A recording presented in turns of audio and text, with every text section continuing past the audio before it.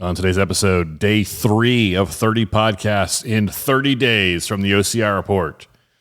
Brunch, World's Toughest Mudder 2023. This is the World's Toughest Podcast.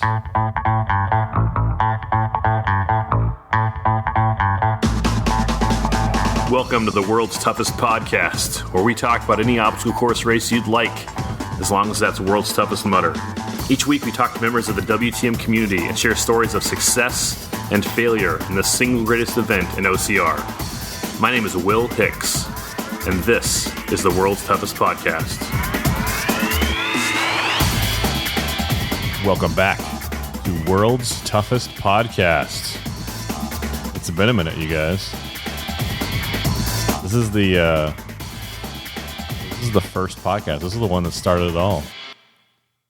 I'm not saying it's the first podcast ever, but this is the first brick in the wall that would become the OCR report.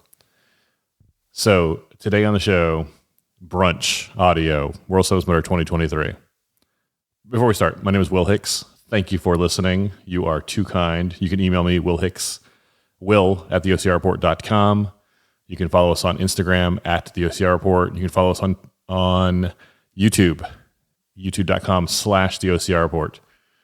And you can become a Patreon member of the OCR report on Patreon for as little as $5 a month. You do patreon.com/the OCR report. You can support the show. You can support our race live streams. You can help us ensure that the sport of OCR is here for the next 100 years. Today is day 3 of 30 podcasts in 30 days. 30 podcasts hath September. Very excited about this. Yesterday was Mike and Caitlin over at Obscuring Adventures. Tomorrow is OCR Talk with Jason Dupree. So get on Spotify or Apple Podcasts, search for OCR Talk, and tomorrow will be a brand new episode from Jason. If you haven't heard yesterday's episode of Obscuring Adventures, you should check that out. Mike and Caitlin just hit 400 episodes. They have been doing an episode every single week for the past 7 years and 8 months, I think they said. And if you're like, oh, 7, that includes COVID. Yeah, it includes COVID. Every single week for the last 7.5, almost 8 years. So you should definitely check that out. 400 episodes. Congratulations, Mike and Caitlin. Very proud of you guys. Well done. And tomorrow's OCR Talk. Also, Strength and Speed coming up. Evan Preparis, Nitty Gritty Training with Faye and Jess. You heard from them maybe 2 days ago on the OCR Report podcast. We talked with them. Jack Goris has a podcast. I think it's called Travels with Jack Goris. I'm pretty sure it was once upon a time called Jack Goris Has a Podcast, which I think is a better name, Jack. But your show, man. You do you. Anyway, 30 podcasts, 30 days. Very excited to bring it to you this month in September. In the intro, I already told you. Today we are listening to audio from Brunch, not Brunch audio, interviews with the WTM community right after World's Toughest Mudder 2023, last year. And we talk with regular folks. We talk with past world champions. And you might be asking, it's September. You just told us it's September. The race was last November, right? So this audio is from 10 months ago. Is that right? Why didn't you upload it 10 months ago? Or 9 months ago? Or 8 months ago? And it's a good point. I see your point. Can't really argue against it. I get it. As I was listening to the interviews you're about to hear and kind of going back and editing,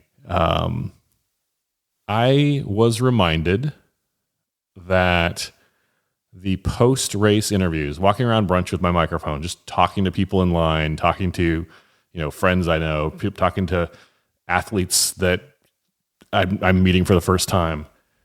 It's probably my favorite podcast episode of the year. And I am very excited. Honestly, this 30 podcasts for 30 days thing is kind of forcing us and forcing me especially to like, hey, let's get some content out there. Let's like some interviews that I've got the audio just sitting there. Like, let's get it out there so people can listen to it. And it's a good thing. I'm glad to have a reason, not an excuse. Excuse is the wrong word, but a reason to like force me to get this stuff out that I've got. It's great. I love listening to it. I hope you enjoy it as much as I enjoy getting the audio. Before we talk to the members of the community, let's read some iTunes reviews. 5 stars. 5 stars. 5 stars. 5 stars. 5 stars. 5 stars. 5 stars. 5 stars.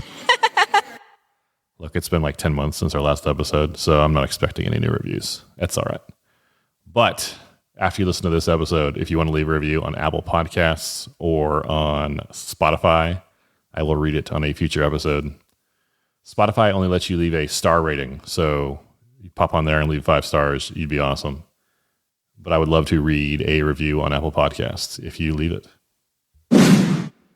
So what you're about to listen to, every year, World's Toughest Mudder, 24-hour race. You already know what World's Toughest Mudder is if you're listening to this show. It's a 24-hour race, obstacle course race, on a 5-mile looped course, one of the hardest races in the world. After the race is over, everyone goes home. They sleep. The next day they come back, not to the course, but to a local restaurant or a venue near the race, and they have the World's Toughest Mudder Champions Brunch. It's a celebration of the race, of the community, and of the champions. And while people are waiting in line to get in, or while they're finishing their breakfast or their brunch, I walk around with a microphone and I talk to them and I say, hey, how was your race? You want to talk? And I think I've talked, I don't know how many dozens or hundreds of people I've talked to at brunches over the years. I think I've only gotten one. I know one no for real, because her job, she doesn't want to be interviewed, which is fine. But other than one person I'm thinking of, maybe only 1 or 2 people. Everyone is happy to talk about. Almost everyone is happy to talk about their race, and like even if their race went terrible, because not everyone has a great race. World's Toughest Mudder is a hard race. We are not designed to run for 24 hours straight. That's just not how our bodies are built, and not everyone has a great race. And even some great athletes. I talked to Trevor Cichosz. He runs every year. Trevor Cichosz runs 100 miles. Every single year he runs 100 miles. Until this year, he didn't. We talk about it. So if you are thinking about running World's Toughest Mudder, this is a great listen, because it's very insightful. It's like, how do athletes feel the day after? Like, what's going through their head after they've had a great race, after they've had a terrible race, after they've met their goals, after they haven't met their goals. And we asked them for advice. Hey, if you were talking to a first timer, what would you say? It's great to, if you have not run World's Toughest Mudder before, this is a great episode to listen to. It's time to talk with the World's Toughest Mudder community. Let's go to the phones. It's Raymond Vincent. You and I talked last year. We did. The reason I noticed you last year is because of your running style, perhaps. Sure, we can call it that. How do you run World's Toughest Mudder? Barefoot. And I run all my courses barefoot. And you're actually standing here barefoot as we're walking into brunch. Yeah, this is how everybody here knows me. Why do you run barefoot? New challenge for myself. Now, you've done it before, so it's not have. new anymore. No. How many? I see you wearing a bib. How many miles did you run? I ran 50 miles. 50 miles, and how many of those miles were barefoot? All of them. I'm looking at your feet. They look rough, but they look kind of like a regular World's Toughest Mudder feet. They sure are. How do you feel? Feel great. I had more lactic acid in the legs than in the feet. What about, on the course, there were cactuses and stuff? Pay attention to where you step. Did you take some cactus to the toes? Oh, yeah. Just peel out the thorns, keep running. Did you have to stop a lot to pick stuff out? No. How did you get into barefoot running? Kept losing my shoes. I've started about 8 mudders with shoes, and I didn't finish 8 mudders with shoes. So I just embraced my lifestyle of being the barefoot guy. It just seems like a lot of work, not unnecessary work, but If you can get a little protection, a little rubber to protect your feet, why not? Well, last year they gave me the Unnecessary Toughness Award. Okay, so tell me, if someone's like, hey, I want to get into barefoot running, what would you recommend? Walk to your mailbox first, see if you can handle that. Okay. Maybe step on a Lego or two. Is there some Lego training involved? I don't Lego train. Can you show me the bottom of your feet? Of course. They don't look...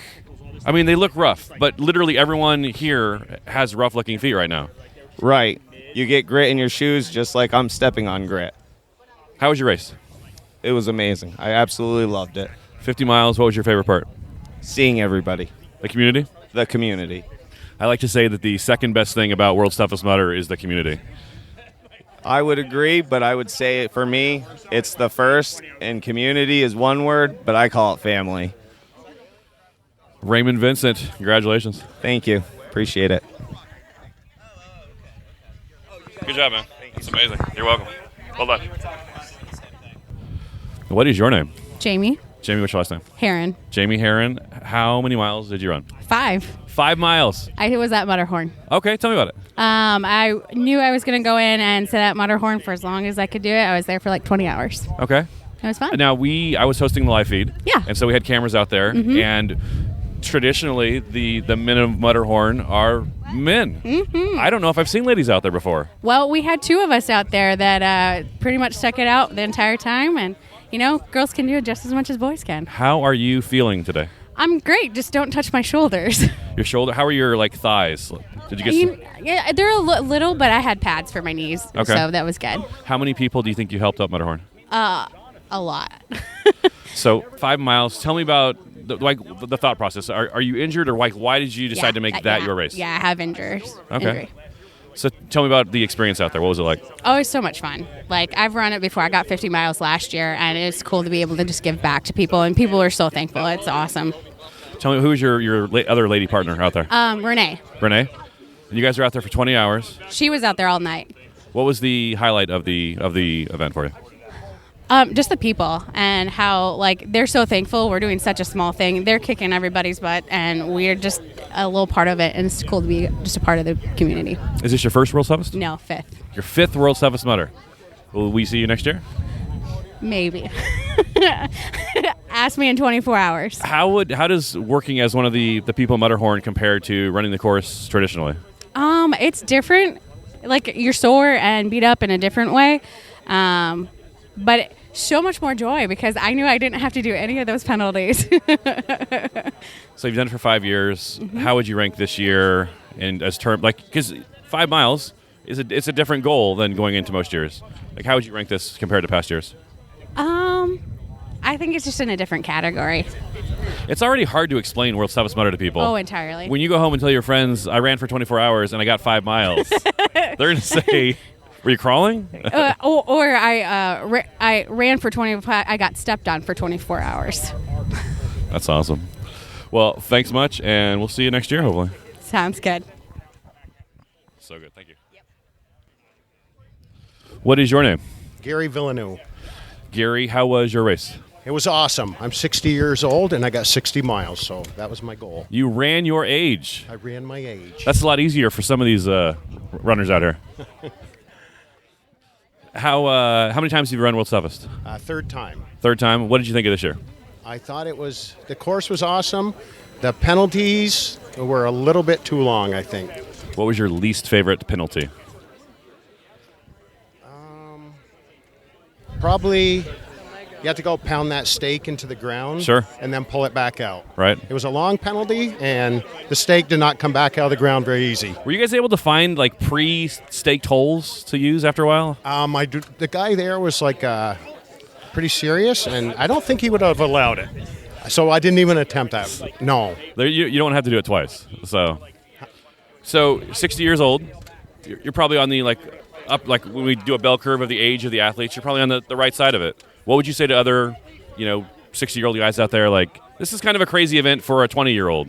What do you say to the other 60-year-olds out there? I would say it's possible for anyone, Sure. even though many people tell me I shouldn't be doing it still, Sure. especially my wife. but it's possible for anybody, and just keep moving 24 hours, and you'll do fine. So your wife is out here. She's clearly a good sport.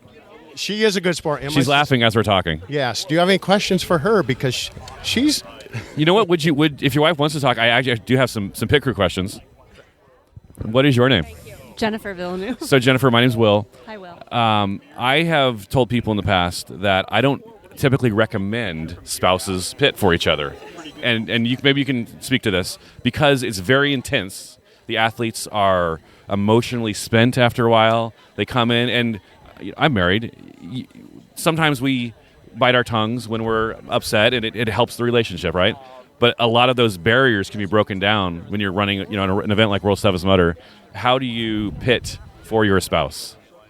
How do you manage those? I bring extra bodies around because that takes the pressure off me. We get extra help from other people, and he's always wonderful.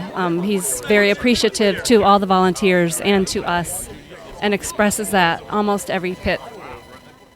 So he's got it down. He knows what he needs. He knows what he wants. We just make it happen. Sure.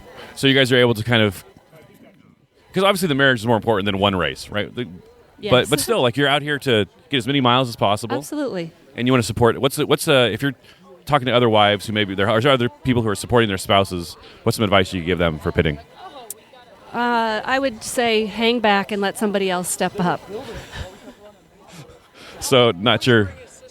Always bring your sister along. So you brought your sister to help. I mean, there's worse things. Your husband. There's worse hobbies. Your 60-year-old husband could be into. Absolutely.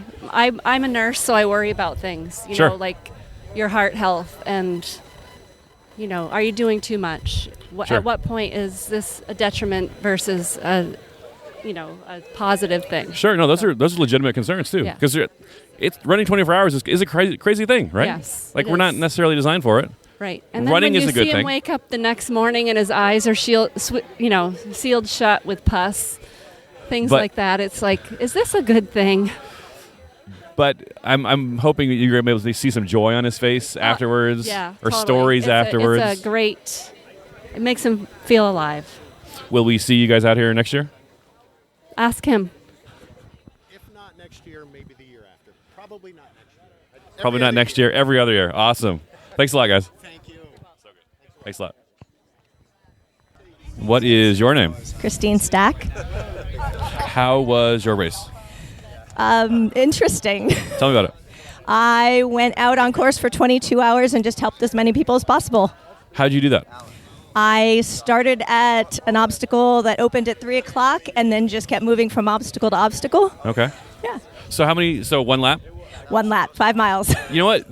You're the second lady I've talked to this morning. 1 lap of the course. Yeah. How many people do you think you helped? I don't know. Hopefully, I have no idea. Did you start to see some of the same people over and over? Yes. How was that? Oh, it's always great to see friends. Yeah. And always great to meet new people. I gave out all my pickle juice. I gave out a bunch of candy. I gave my sandwiches away, my water away, lots of medical stuff. So Now, you've run World's Toughest in a traditional manner in the past, trying to get as many miles as possible. Yes. How would you compare that experience to this experience? This one was much more mentally challenging, I would say. Okay. It was different trying to figure out how I could help the most people, not being very big or very strong. Sure. Yeah. How'd you do that? I went with my strengths and danced with people and cheered people up and gave all the hugs and high fives I could. And like I said, candy and Sure. medical stuff worked. So, and then I helped at some of the obstacles at Berlin Walls and Mutterhorn. And I got to tell you, the people that do that for 24 hours are the true heroes out there. You got stepped on a bit? A lot. How's your shoulders, your thighs doing today? I'm doing all right. They helped me with knee pads and elbow pads and stuff. So I've got a few bruises. I got landed on a couple times, but I'm okay. I'm kind of looking at your shoulders. You look like not too hamburgery. No. So that's a good thing. No, they brought a lot of padding. Sometimes you see the fellas that are at Mutterhorn all night, Yeah. and they're like torn up. Yeah, So that can be rough. definitely. What'd you think of the obstacles this year? If I'm being honest, Yeah. I would have loved to see more creativity. Okay. I feel like that was a lot of cargo nets. Sure. Obviously loved Coach's Corner, except when you couldn't see. That was rough. Okay. Yeah, there were a few bottlenecks like at grappler and stuff. So some obstacles that could have been tweaked maybe a little bit. Sure. But Coach's Corner is kind of interesting to see the evolution of it over the years. yes. Because it started as literally just like a water stop, right? Like Yeah. on the 2.5 mile mark. Yeah. And I think it was even to make a quick pit area. Yep. But now it's a bona fide obstacle. It It's a was. legit obstacle. And a some dance people, party. And some people actually did burpees. Some Now- people did, opt out. So people who weren't at World Toughest this year, tell them about what does Coach's Corner look like this year? So Coach's Corner was a full-on dance party DJ booth with 2 DJs, and Anthony had laser hands. I don't know what would you call those. Anthony is Coach's 24-hour dancer. Exactly. And then Stef Bishop was out there dancing, cheering everybody up. 2016 World's Toughest Mudder champion, Stef Bishop. Yep. What about the obstacle? What did it look like? The obstacle was you crawled underneath like a container is the best way I could describe it. And you eventually crawled forward until you could find something, and it ended up being maybe like a 6-foot straight up and down cargo net that you had to climb over. And then you got into this room where everything was like glow lights and lasers, and obviously the music was pumping. It was pretty cool. It was pretty cool. But if you timed it and you went in right when he did the smoke, it was rough. It was really rough. So why would people do burpees? I don't know why people chose to do burpees, but they came up and went, no. They didn't want to go through it. Yeah. There was a little bit of unknown, like what am I crawling into, maybe. Yeah. I'm not sure why they would, but. And it may have, we had some, when we were doing the live stream, we put it up in the pit area, and there was some concern over strobe, seizure. Oh, right. So maybe that's a factor. Yeah, that could have been. Yeah, it was definitely disorienting going in there. I mean, it was sure. a dance party. Yeah. So what do you think about next year, Lucia? Oh, hell yeah. Awesome. Thanks much. Thank you. All right, here, I'll hand you the microphone again. All right, I'll ask you one more question. How about that weather? It was perfect. Doesn't get any better than that. All right. Oh, there we go. I'm glad I saved that question for last. Accurate, it was concise. It was Joshua. Sorry, it's the light. No, Josh, can I talk to you? Do you mind?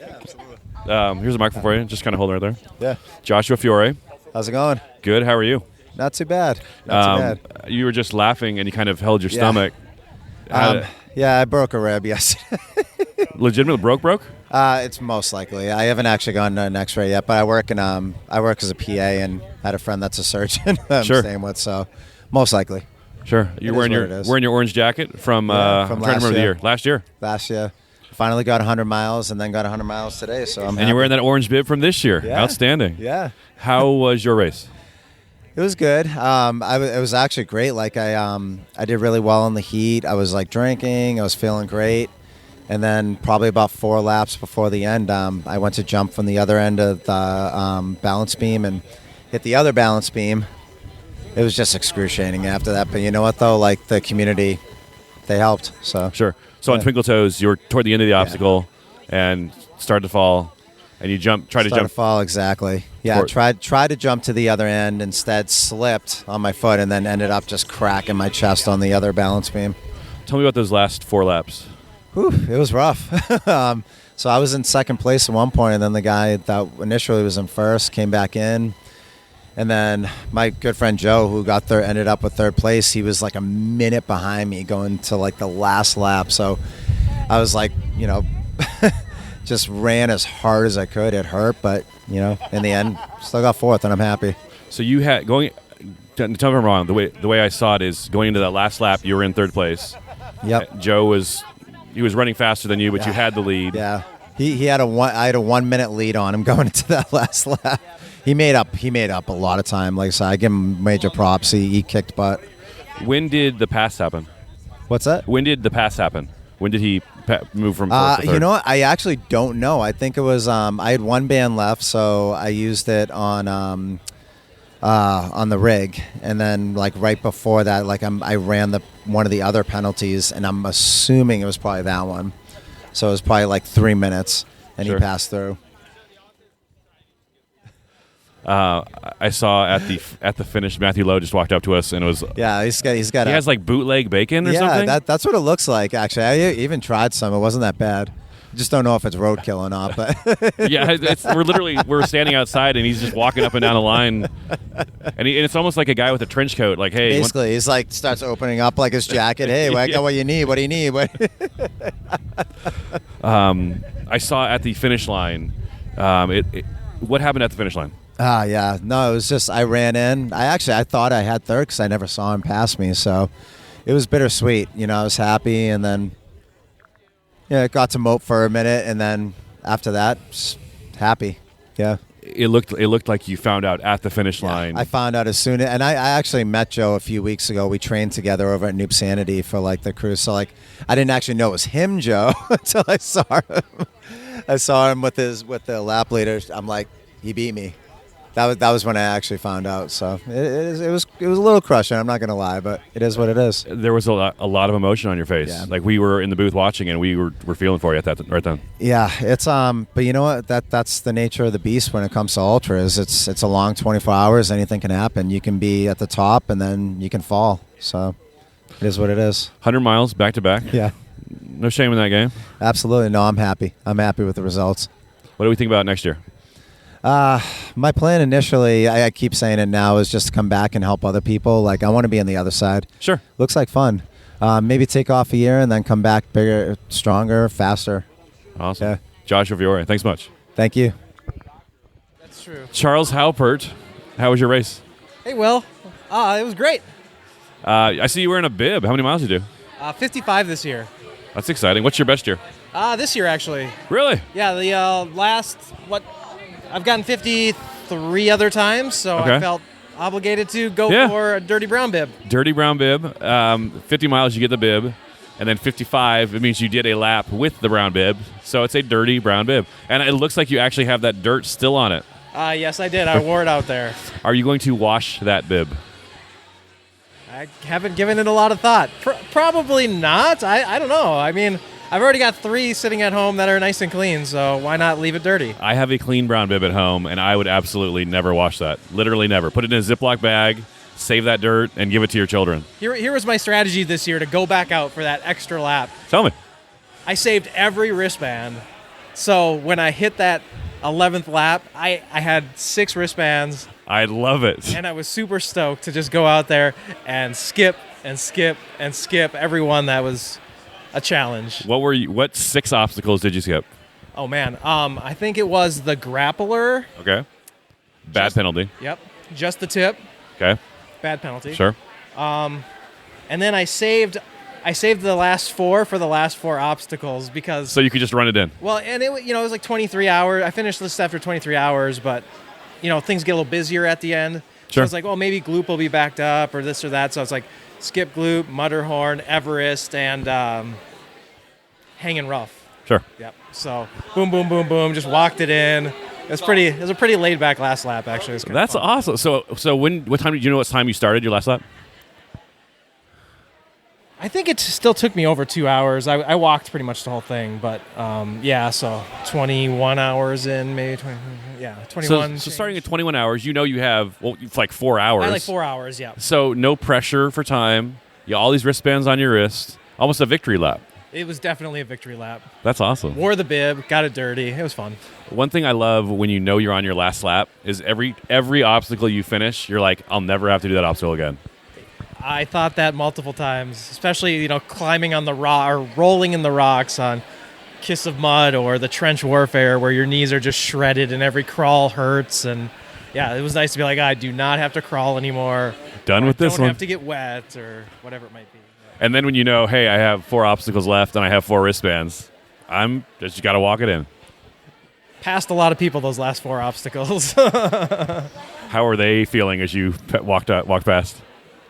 Everyone's running their own race at that point. I That's think true. everybody's kind of re-energized from the sun, knowing that most people were on their last lap at that point anyway. So it was super fun.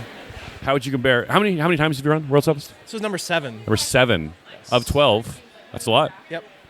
How would you compare this one to years past? I think it actually compared a lot more to the 2015-2016 Vegas World's Toughest from a difficult penalty standpoint. This one had a lot of heavy upper body stuff that once you started failing one obstacle, you started failing 6 obstacles because they were also upper body intensive. But, penalty-wise, I'd say, older Vegas came to mind, and some of the obstacles were from Vegas 2016, I think. We're talking literally the day after World's Toughest, but already in the community group, a lot of talk about the penalty difficulty and how it shapes up compares to past years. 2021, 2022 were probably easier penalties, but a lot of people don't remember we've had hard penalties before. So, do you have any thoughts on easy penalty, hard penalty? I think it is a balance, but realistically, right, if you have a 50-mile goal or a 75-mile goal or whatever it is, if you complete the obstacles, it's only 50 miles, it's only 75 miles. So I'm a bigger guy. I guess that earnest falls on me to, if I fail obstacles, hey, maybe I should lose some weight and get a stronger upper body or whatever it might be. So it's the same for everyone. I'm not really one to complain about it. I just roll with the punches and see where I end up. And I'm a bigger guy also. I got 50 miles. You got 55. There's no reason people can't come out here and get 50 miles. This might have been the first year, though, that I think if you went in with the intention to walk to 50 miles, I think the last 3-4 years you could do that. I don't think you could this year because of the length of the penalties. If you were doing, and how many had penalties, right? There was, 12 that had penalties? Yeah, a lot. So, if you were doing every penalty and just walking, even at 3 miles an hour, I think it would have been tough to get to 50. How many miles do you think you ran of that 55? I think I ran most of my first 6 laps. Walk, jog, but I ran the first 3 pretty hard, and then walk, jog the next 3, and then started to hurt a little bit, and I would say I walked the second half for the most part. That's something with first timers. It's very intimidating to be like, oh, I have to run 50 miles. I've never run 50 miles in my life. Well, I have a bib and I haven't either. So there's a lot. No matter what you do, there's got to be some walking involved. No, let's be real. This is really a long walk with some jogging in between. Come on. There's a lot of walk. Now there are people that did 100 miles. I'm sure they're probably running most of the time. But for mere mortals like us, yeah, there's absolutely walking. Yes, sir. Charles Haupert, thanks much. Yeah, thanks, Will. Good job. Kevin Chow and Trevor Cichosz, how are you guys? I'm good. Hey, Will Hicks. I'm pretty good, too. Hi, Will Hicks. We didn't run the whole time, so we feel pretty damn good. That's all right. We got Kevin. How was your race? It was good. I ran first time I ran team, so it's easy. What was your team name?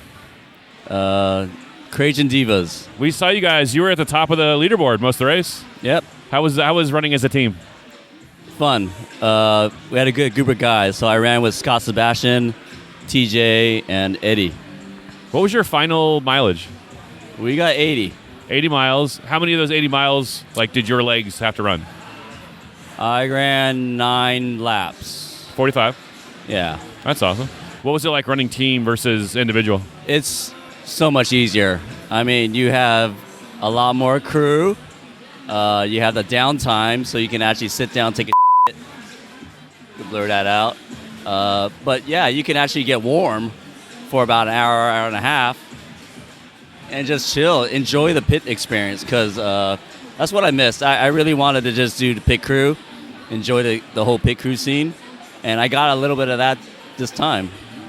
You know what? You talk about first-timers that are intimidated by running for 24 hours, but team could be a good way for them to experience it. I think so. You have to really make sure you got a good group of runners. It could be friends, but your pit crew too. I've run teams several years. I think it's more fun. Just it's a funner race. Yeah. This course wasn't fun I know a lot of people running solo. It's hard. It's world's toughest mudder, so suck it up. It is what it is, right? Obstacles going to get harder. It's going to get tired. Penalties are your obstacle. So, I enjoyed it. I'm a runner. More mileage, bring it on. You just said penalties are your obstacle. What does that mean? So you're going to fail. You're going to fail a lot of obstacles through the night. Your grip is gone. So whatever penalty it is, that's where I'm going. Trevor Cichosz, how was your race? It went as planned until about midnight. What happened at midnight? I couldn't keep anything down. Every time I ate or drank anything, it came back up. And like my last pit before I stopped, I was dry heaving it and spitting everything out from my freaking stomach. So, and then I tried to go out for one more lap and I bonked. So it was like a 2-hour lap, and I was like, I'm on pace for 100, but not doing 2-hour laps. So I was like, I'm gonna lay down and just get some sleep and wake up and close out another 2 or 3 laps. So. Were you able to go out for a finisher lap? Yeah, I went out. I did 2 more laps in the morning. What was your final total? 65. 65. Yeah. Trevor, going into this year, you had a 6-year streak of 100-mile races, 100-mile finishes. That was kind of a bum. I was kind of bummed to see the streak come to an end. Yeah. Well, I ended my 7-year podium streak last year. Figured I might as well just keep going down as I'm going down. I think I did the math. I think you have 807. But going into before this year, you had 875 lifetime World Toughest Mudder miles. Yep. And I can't imagine who would be second place. I mean, maybe Atkins is second, but that's clearly like far and away first place. So I really want that 1,000, right? So actually, coming this year, I was like, maybe I'll just do 275s the next year, kind of enjoy myself. But now I got to do 80 next year, I think, to get it if my math is right. But I wouldn't trust that. So next year you could be the first 1,000-mile man at World's Toughest Mudder. Oh, I will be. I'm gonna go back and get 100. I want to finish on 100 again. Then I'll probably still come back. We'll see. But once you hit 1,000 miles, is that your last year, or what happens after that? Stephanie wants it to be my last year because she wants me to start focusing on other races. But I was like, I love this race. This race got me started and everything else. This was a seed that blossomed into me trying everything else I ever ran in. So you are every year you have a high performance. Every year you have a high mileage, high finish rate. How is it like the day after when it's like it wasn't your best rate? Like you didn't have the best result yesterday. Like how do you like kind of work through that? I really am not disappointed at all. So it's kind of funny running this year. Usually people are like, go get him, Cichosz. Keep pushing. But this year everyone's like, hey, how's your boy? How's your boy? So like the whole race, I'm just like, oh, I miss my boy. I was like, I couldn't even get in race mode. Isn't that crazy when you have kids? Like literally. It's tough to explain to people who don't have kids yet. But like literally, your world changes. Your priorities change. It's crazy. Everything changes. Yeah. So I was kind of just homesick the whole race, to be honest. So can't really be mad. Thinking about even if you have a bad race, like you go home and your wife's there, and your kid thinks you hung the moon. So yeah, he doesn't care. So I don't care. He's he's my biggest judge, or whatever you call it. Are you worried that having a shift in your priorities, like it might like remove the killer instinct, or like, can you still like put foots on throats when you need to? Yeah, I was in the zone, but then when I was throwing up, I was like, oh, I can push through this, but I'm not going to be good enough tomorrow, and then who knows if I'll be good enough when I get home, and then I need to be the best I can be for him, to raise him and stuff. Because hell, like some years I ruined myself for a week or two. Can't do that with a boy. And this year, we've really been concentrating on Stephanie's marathon. She's going for Olympic trials in the marathon. So your wife is a high-level athlete also. Yeah. So hopefully she gets into the Olympics. You can go to Paris. So your wife has a shot at competing in Paris. Will we see you over there in the stands with your boy? Oh, yeah. Me and Charlie running with the stroller alongside her at a 5:50 pace. No, just joking. That may be the fastest stroller at the mom's walk. It's actually funny. She does a lot of her training runs on the track, and I'll push Charlie with the running stroller on the track. Every time she comes to pass me, I'll just sprint like a 5:30 pace with the stroller just to make her feel like crap. How is your son doing? Amazing. He's smarter than me already. He doesn't talk, but he's still smarter than me. It's wild. Your son's still young. As they get older, they get smarter, and eventually, it's not that long. They are smarter than you, and you're proud and you're kind of annoyed at the same time. Yeah. You're like, I'm the smart one, but you're proud because your son is so smart. Like, you're not going to school today. We're going fishing. Yeah. Get out of there. You learn too much. That's awesome. So, see you next year? Yeah, definitely. My pit crew's going to come back. They're like, we're sorry we didn't come this year and push you. So, but whatever. I don't think anyone could have pushed me through that, what was going on with my... I don't know. I've never been thrown up like that before, so I'll try to figure out what happened. you know if it was like nutrition or just one of those days? Just one of those days, you know. You're not 100% every day. So. Trevor, Cichosz, thanks much. Thank you, Will. DJ Fox, 2022 World's Toughest Motor Champion. Yeah, buddy. How are you doing? I'm doing well. Nice and relaxed this time around. Feel good at brunch. So you did not run yesterday. No. What did you do at World's Toughest this year? I was doing some crewing, helping out. I had a handful of athletes that I coached throughout the year, so, kind of splitting my time up between a few separate people and trying to keep people on course and make sure they, put their best out. So trying to be helpful, that's all, and have fun. You won the race last year. Yes. Why were you not able to compete this year? I attempted to set the FKT, so the fastest known time for the Colorado Trail, it's 5 weeks ago now. So still recovering from that a little bit. It's a 485-mile trail from Durango to Denver, Colorado, with 90,000 feet of vertical gain and loss.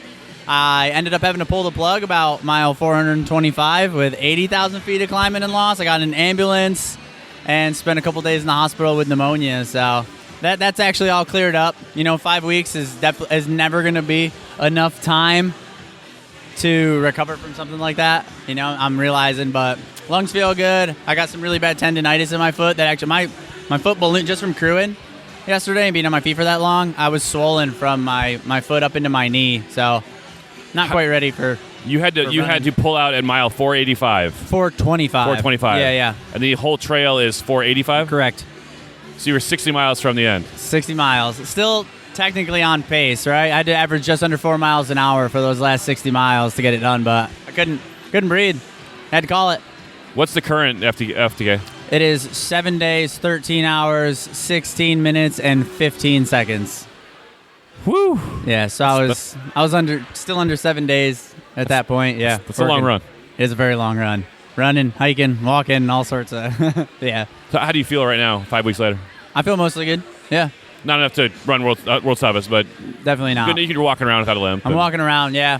Yeah, if I'm like jogging, I'm up on my toes. I still feel pretty good because it's everything on the front of my foot that's still bugging me. But so, what was it like experiencing World's Toughest as a pit crew and as coaching? Kind of a different experience this year. I mean, it was awesome. It was really cool to see everything that's going on while you're not on course and be on the other side of the fence there, right? And like help people and watch people kind of get out there and feel great and then slowly start to break down, and go through those waves. It was really exciting. It's a great environment. It's a lot of fun, man. Everybody in this community is really cool, and I actually got to immerse myself in it a little bit more this time, which was really nice. What advice would you give somebody coming out for the first time, pit crew? For pit crew, take care of yourself too. Don't forget to eat and drink. You're no good to anybody else if you're not taking care of yourself. So I've only worked pit crew one time, but I remember for me the hardest part of it was right after the start line, everyone's gone.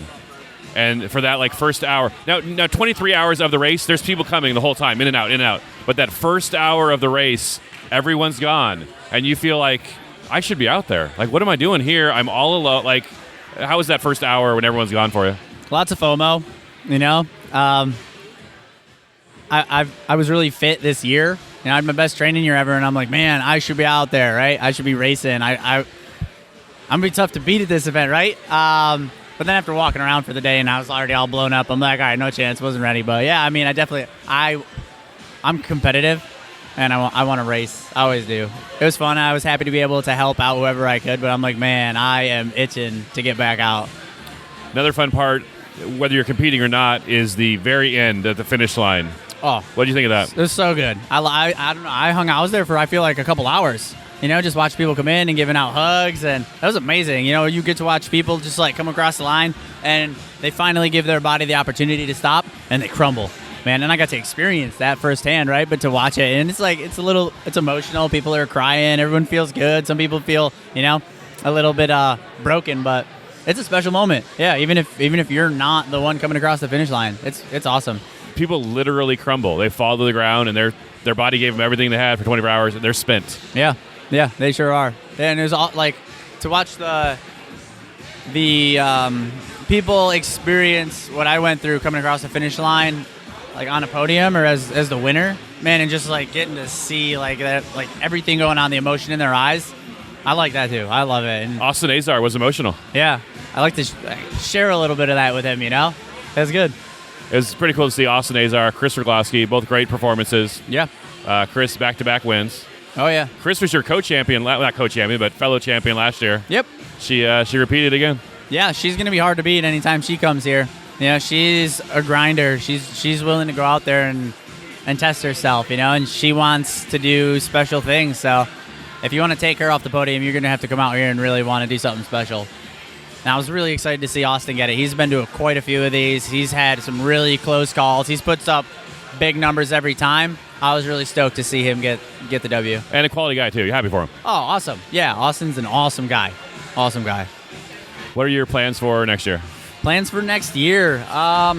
Looking at that 8-hour in Saudi Arabia. So considering going and racing that in February. Hoping I get a formal invitation back to the Go Ruck Games. I got 4th place in that. That's something I get counted out of immediately because it's like strength and speed, but sure.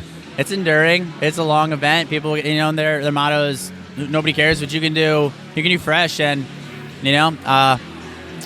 that's kind of where I live, right? Like, let's let it get ugly, and then now the race starts, right? Now we compete, so I want to get to that, and then I'm still kind of living in the mindset I want to get back to the Colorado Trail.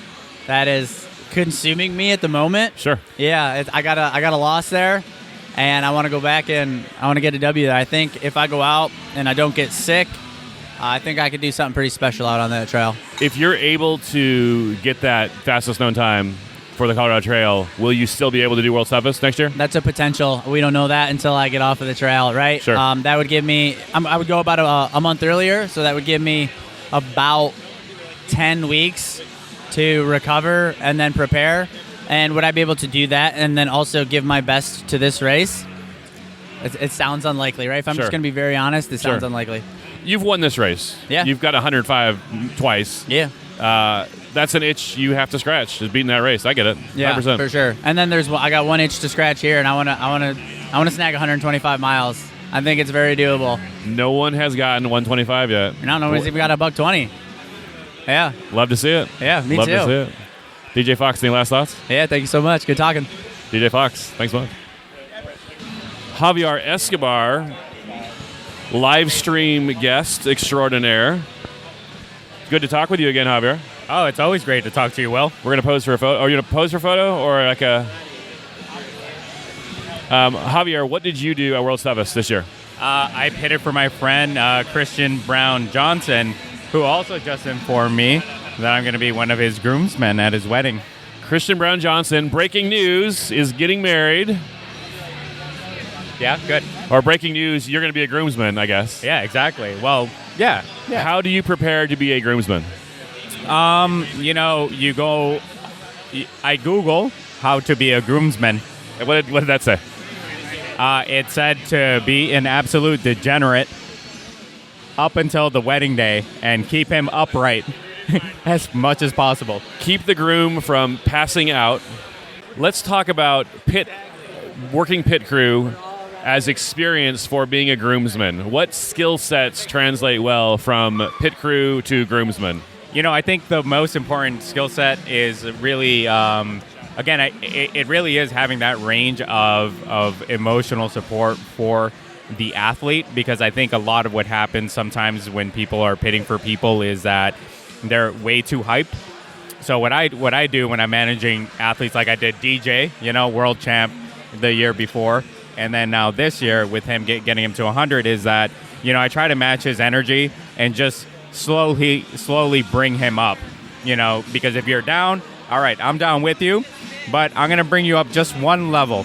And I'm going to give you that little bit of encouragement to kind of, get out there and get after it. That's actually really good advice, because if your pit crew, if you come in from a lap and you're feeling like 2 out of 10, yep. And if your pit crew is like at a 7 of 10, yes, it's going to drive you the wrong way. Right. It's not going to help. Yeah, absolutely. It's just annoying. And as an athlete, is like you need to be able to kind of empathize with the person and what they're going through. And sometimes, like I said, it's not the fault of the people that the people that are pitting at all, but it's more so,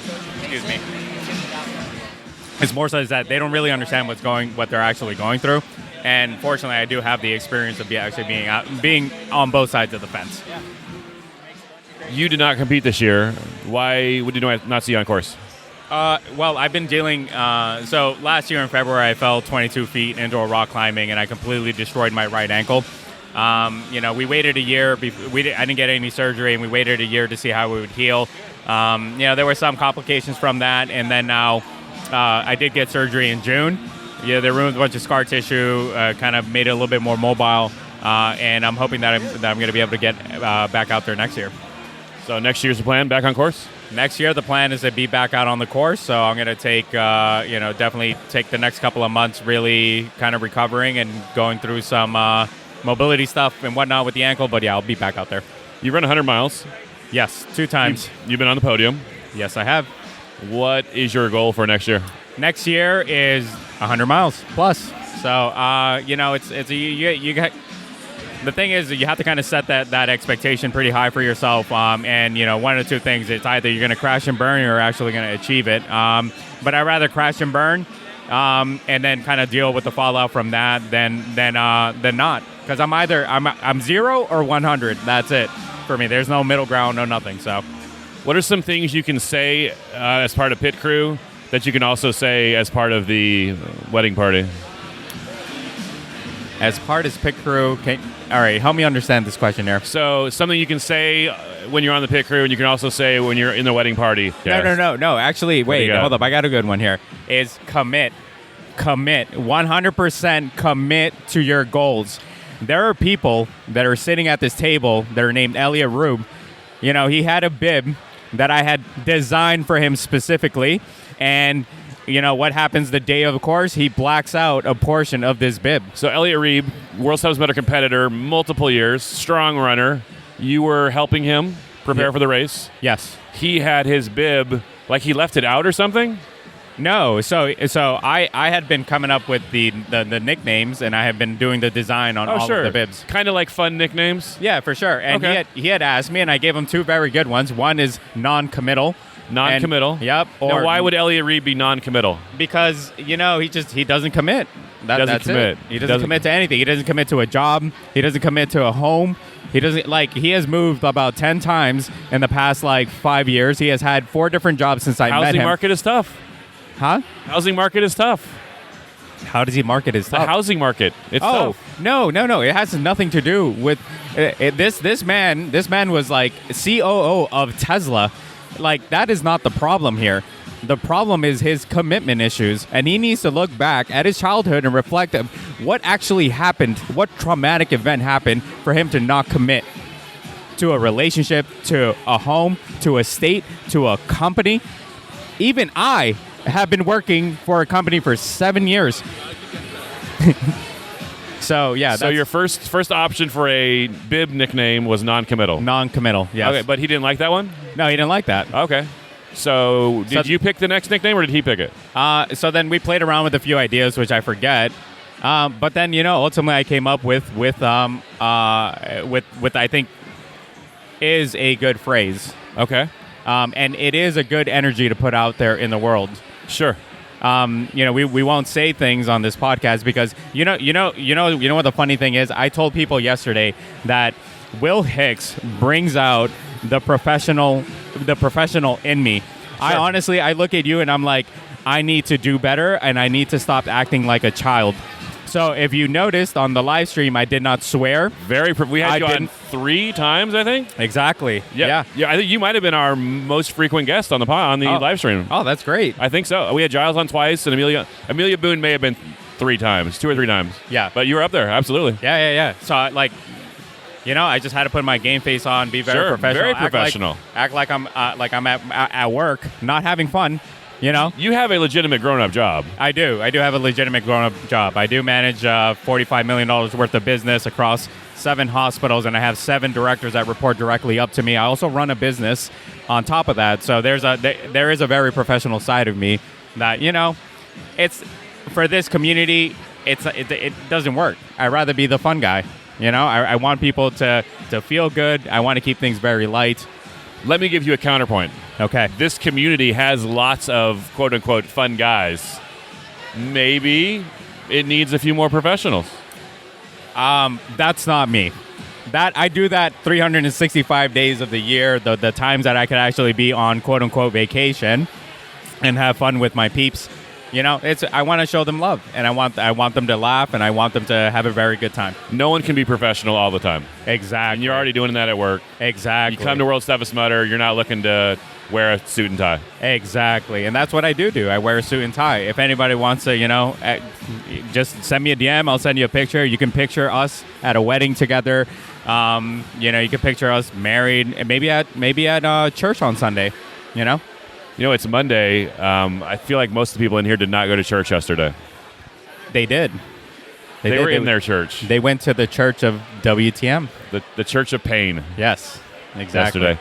So funny that you mentioned Elliot Reeb, because he's actually sitting right across from you. I wonder if we should talk to him about his commitment issues. Yeah, sure. Let's unpack that. So Elliot, tell us why you have commitment issues. So I'm just here to set the record straight. I don't believe that I have commitment issues.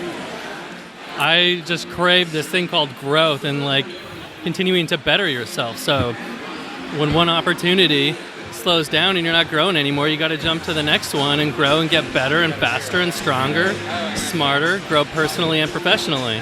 So I jump to the next opportunity. So I don't like to sit stagnant over here like Javier Escobar does at only 100 miles and one podium. I want more than that.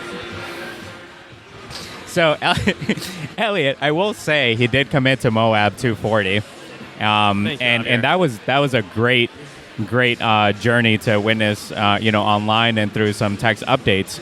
So, I think with that being said, Mr. Will Hicks, we should transition this podcast over to Elliot's commitment issues and Moab 240. Thank you, Javier. I love you. I appreciate you. Love you too. Elliot, how was your World's Toughest this year? I had a great time at Worlds this year. Wasn't here for miles. I was here to have a good time, meet some people, have some fun on course, enjoy some obstacles. I got out there, I did 20 miles, 10 right off the bat, and then finished off with 2 right at the end of the race yesterday. So kind of a different, usually when you come out here, you're trying to get miles. Your goal is to get miles, strong finish. Why did you want to do it different this year? I mean, lately I've been focusing on the team races, so the either 2 or 4 person. It's kind of the fast races with those little breaks in between, and we've had a lot of success there, so that's where I've been hanging out lately. Because I just threw down at the Moab 240, my feet, my lungs, my body just wasn't ready to do a 100-mile effort at WTM. If I'm going to do the race and really compete, I'm going to want to push for a podium or 100, get that orange bib. So this was just more about fun and being out here and hanging out with the community. I will tell people there's really no wrong way to do World's Toughest Mudder. There are people who are here to get 100 miles and to win the race. And there are people who are here to do 5 miles and help out at obstacle at Mudderhorn all night long. And then there's people that want to pit and they want to help their friends race, but they want to experience the party's the wrong word, but the festival atmosphere in the pits. So that's what I come back for. I'd say even if I'm not racing, whether I'm crewing or I'm just here to I want to come hang out with this group of people. I mean, the events that Tough Mudder's putting on, the people that are here and continue to come back, you see the same faces year after year, and it's always fun. So it's something that, regardless of what I have going on in my life, I think I'll always be back at this event every year. There's lots of good communities. Ultra running is known for having good community, family atmosphere. But World's Toughest Mudder, and not just OCR, but World's Toughest Mudder specifically, has an atmosphere that I haven't experienced anywhere else. As ultra running, I've been focusing on that a lot the last couple of years, especially the 200-plus mile distance. And it's an amazing community, but that community over the course of a race is spread out over an entire 200-mile course. So you don't get to see the people every 5 miles, every hour or 2 that they're coming through the pit. You don't get to cheer people on as much. So seeing the people come through constantly, you see how their races are evolving. You get to be more involved in every individual's race. Where I think that's the big draw to it, is you get to see more face time with everybody. You can celebrate it throughout the course of the event. That's funny. That's I don't know if it was part of the planning way back when, but I really do think the looped course where we get to see everybody every 5 miles is part of what makes it magic. Yeah, and that's where in the past at some events you hear the complaint about you don't get to see, the crowd doesn't get to see as much of the race. Here you get to see the full 24 hours pan out, and there's leaderboard changes down to the last couple of hours? Literally the last 15, 20 minutes even, yeah. So everyone's sitting in the pit in anticipation what's going to happen, and there were passes when even the athletes, like there was like I think Joe passed Josh without him even knowing, because one was on an obstacle and one used a bypass band. So there's like strategy at the end, and I mean, it's like everyone got to watch it play out. It was just wild. We like to say that the race doesn't begin until midnight, and the race doesn't end until literally the end of the race. It was a very exciting finish this year, especially there with the men, 3rd and 4th place. Yeah. I'm excited. I'm hoping one of these next couple years have a couple more big races. I want to do a 240, maybe a 300. I'm excited to be back and throw down some miles myself. But until then, it's going to be fun watching this thing. Talk about Moab. Moab 240, 240 miles, one of the more well-known, bigger races in ultra running. How many times have you done that now? So it's my 3rd Moab 240 finish, my 5th 200-plus mile finish. Moab 240 itself goes through 2 mountain ranges, goes by a couple of national parks. You go across the desert, 14 aid stations over 240 miles. The biggest thing there is a lot of heat exposure, as well as there's snow on the courses here. So you're going through multiple different climates. And, I mean, here they have obstacles they throw at you. There it's extreme environments that we have to push through. Same feeling when you finish, though. Like, the sense of accomplishment and pushing through something like that is like nothing else. What would you say to some maybe World's Toughest Mudder athletes who are considering doing Moab? How can you prepare? What experiences that have helped you here can help you there also? It takes the same mental grit, I think, to get through. But if there's one thing that's different, WTM is 24 hours, 25 and a half hours, and then you're done. It beats up your body a little bit more just because you're throwing yourself on the dirt and over obstacles. At a 240, you're out there multiple days. So it took me 4 days. In that 4 days, I slept 2 hours. So the extreme sleep deprivation is something to get through, and then just time on feet is the biggest thing, because the clock starts and it doesn't stop until you're across that line, or 110, 120 hours later. It takes you 110 to 120 hours to complete the race. That is the race cutoff for the Moab 240 is 116 hours. I did it in 96 this year, but that's 4 days, and I only slept 2 hours. So the hallucinations, the same thing you go through here, like something different continues to hurt throughout the race, and it moves throughout your body. And I mean, it's the same as here, though. It's just an incredible experience to push your body to its limits. Elliot Reeb, any last thoughts? I don't know. It looks like we have Christian Brown Johnson, who just showed up here. He's had a struggle of it over the course since the race finished. His eye is really red. I think he scratched it, but I think he may need a microphone and need to say a few words here. So yeah, we'll pass the mic down to Christian Brown Johnson next. Thanks, Elliot Bill, Reeb, appreciate it. Thanks much. Christian Brown Johnson, I am sitting here at the end of the table, and you just ran 100 miles and very kindly moved closer to me. That was unnecessary, but thank you.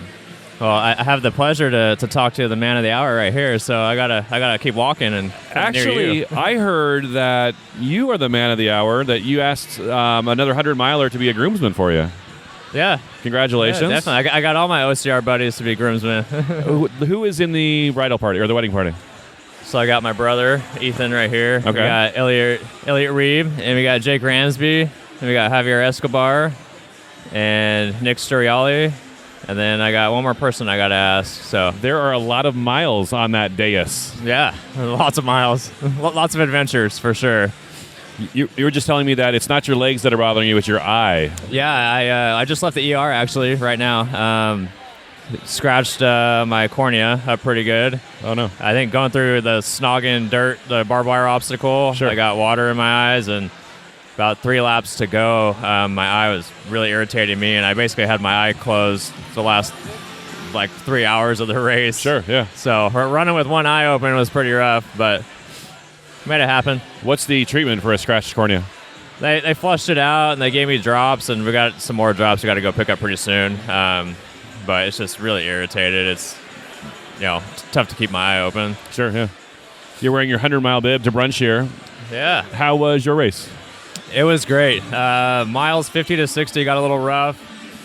Starting to get some hamstring cramping going on once we started hitting a lot of the cold water. So dealt with that for a little bit. Upper body started giving out a little bit, so I started to take penalties. And all the penalties this year were extremely long runs. And, that slowed down everybody. So I got in a groove after that and got my stomach settled. My stomach was hurting a little bit. but I just kept putting down calories and fluids the best I could.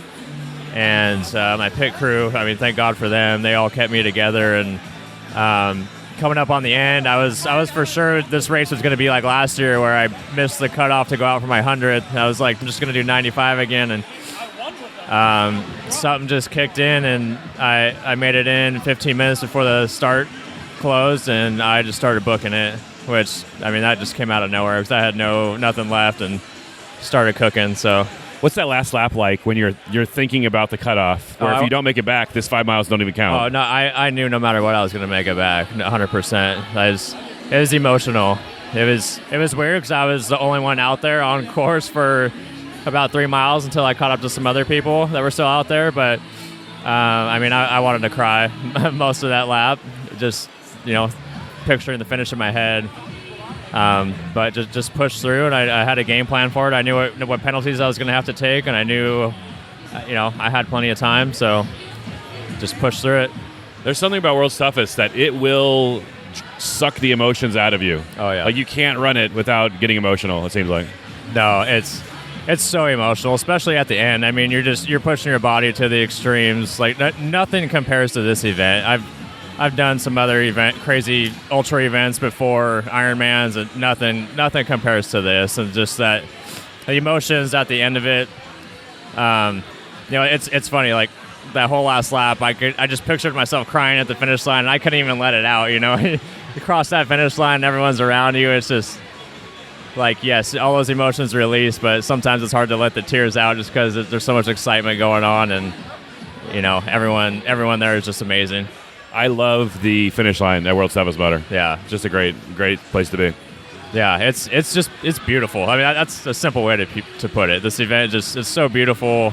The people out here, I mean, no matter if you're going out to walk the whole thing or run hard or whatever, everyone's out there. And whoever shows up and gets on that course is a badass. No matter how many miles you do, kudos to you. And, there's a fraction of people in this world that will do this event.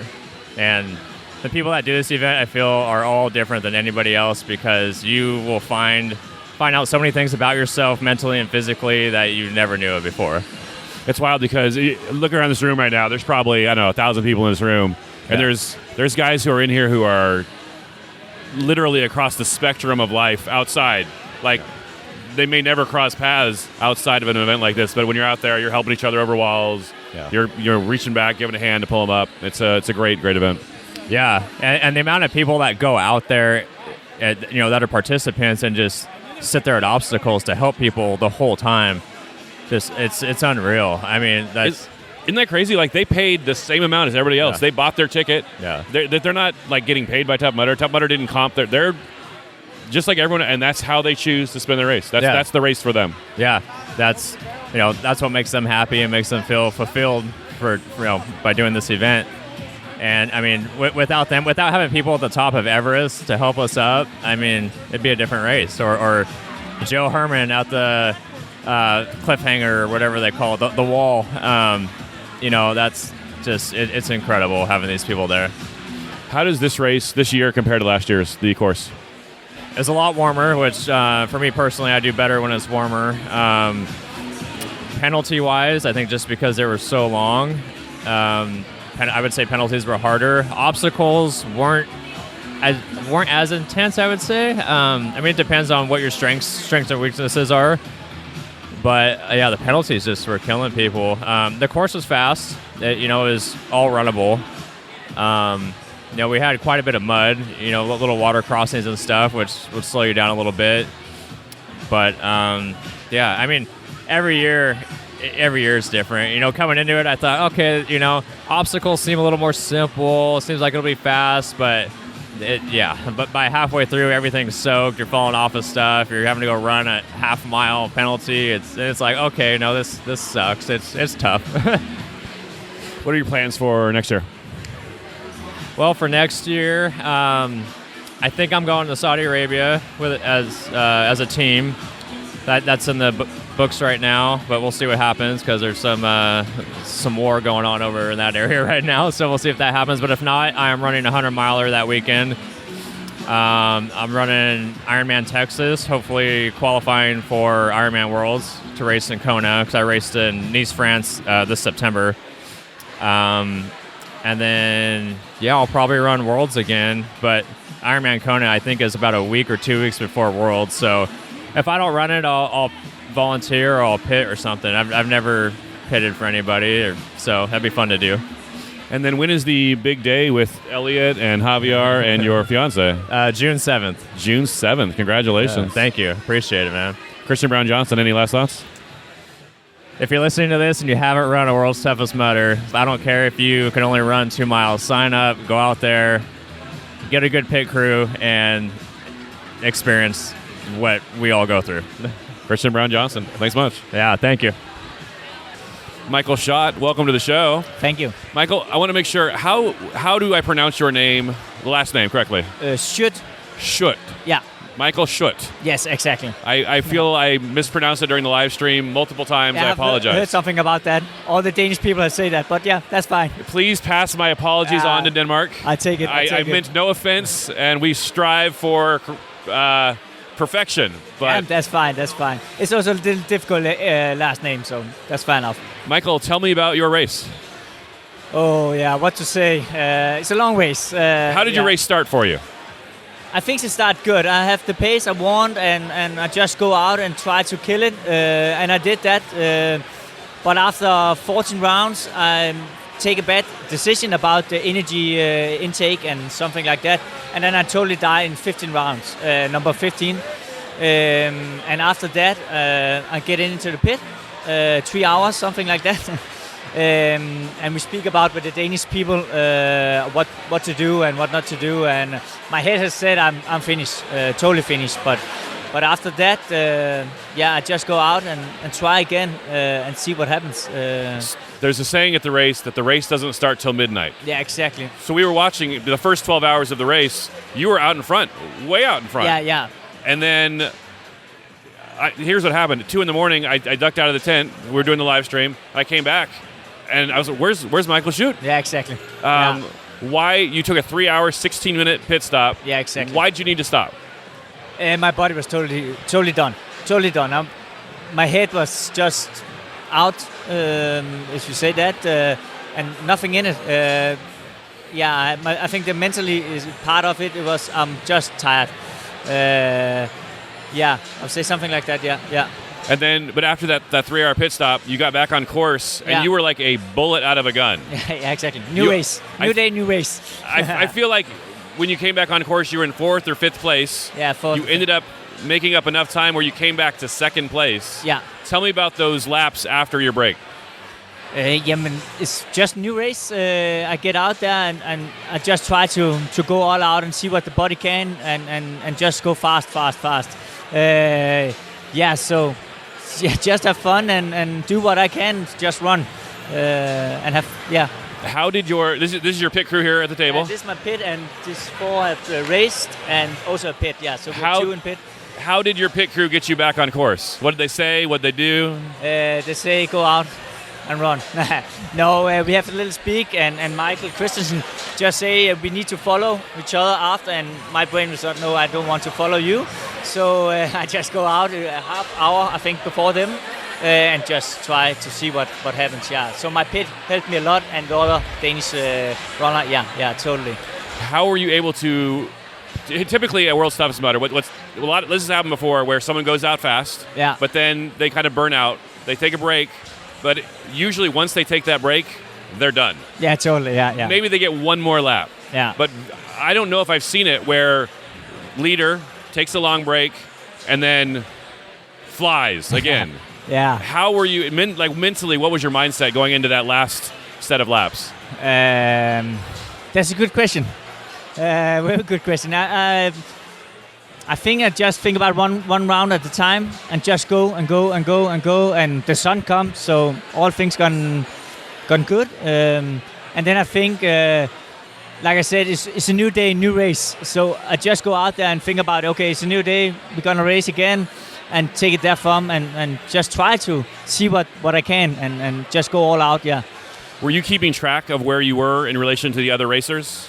Not the first hours. At night, we have looked a little about it, and when I get out, they say to me I was about 1 round before, in the front, and I was just like, okay, that's fine, but this doesn't matter. Then I get out again.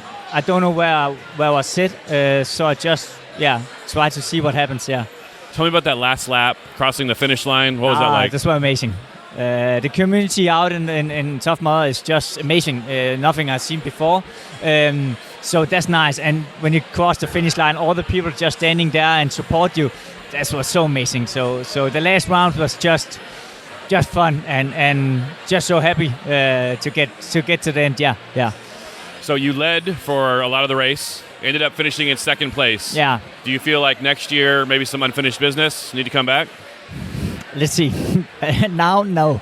But maybe in 1 week I will see back and see, okay, what can I do better? I know things I can do better yet. So, let's see. Maybe in 1 week I want to go back, but now, no. The body's totally tired now, so yeah. Do you have anything you want to say to the OCR community back in Denmark?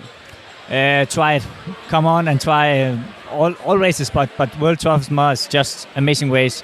If you just want to try to see what your body can, and so go to it and just have fun. Any last thoughts? Nope. But thank you. Michael Schoot, thanks much. Thanks. I'm going to have to talk at brunch for like 10 seconds. You're giving a speech? Well, wait, did you sign Coach's birthday book? So we're recording, so just don't... That's okay, but you're not. This is not going live anytime soon. No, it's not live. No. So, it's over at the orphan table. Okay. It's Coach's birthday tomorrow. Oh, that's awesome. And when him and I would always he would call me and we'd have conversations leading up to the event because there's a lot of planning that goes in behind it. And he's always so excited. And he's like, and it's my birthday weekend. And I knew his birthday's around now. And I'm like, oh, yeah. I'm like, well, I want to do something special for him because he's always doing something special for everybody else. Sure.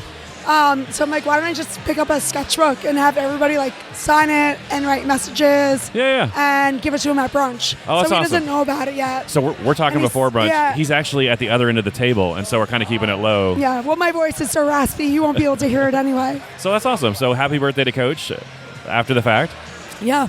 So Stef Bishop, you won World's Toughest Mudder. A long time ago. A few years ago. But you were out here this year. What were you doing at World's Toughest this year? This year I returned to Coach's Corner. So I danced for 24 plus hours straight. I just was there to hype people up and to, get them over the hill and get them back into the pit and hopefully encourage them to get back out there and do another loop.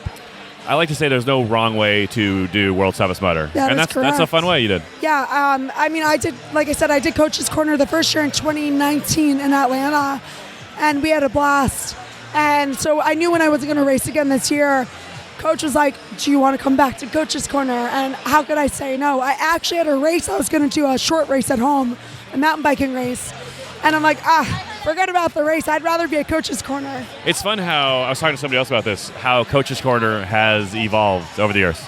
It does. And so I say that this year was the closest to what he's always dreamed of it being. And every year it gets bigger and it gets better. And he always dreams really big. And it's so wonderful to see these dreams become reality. We just had so much fun out there.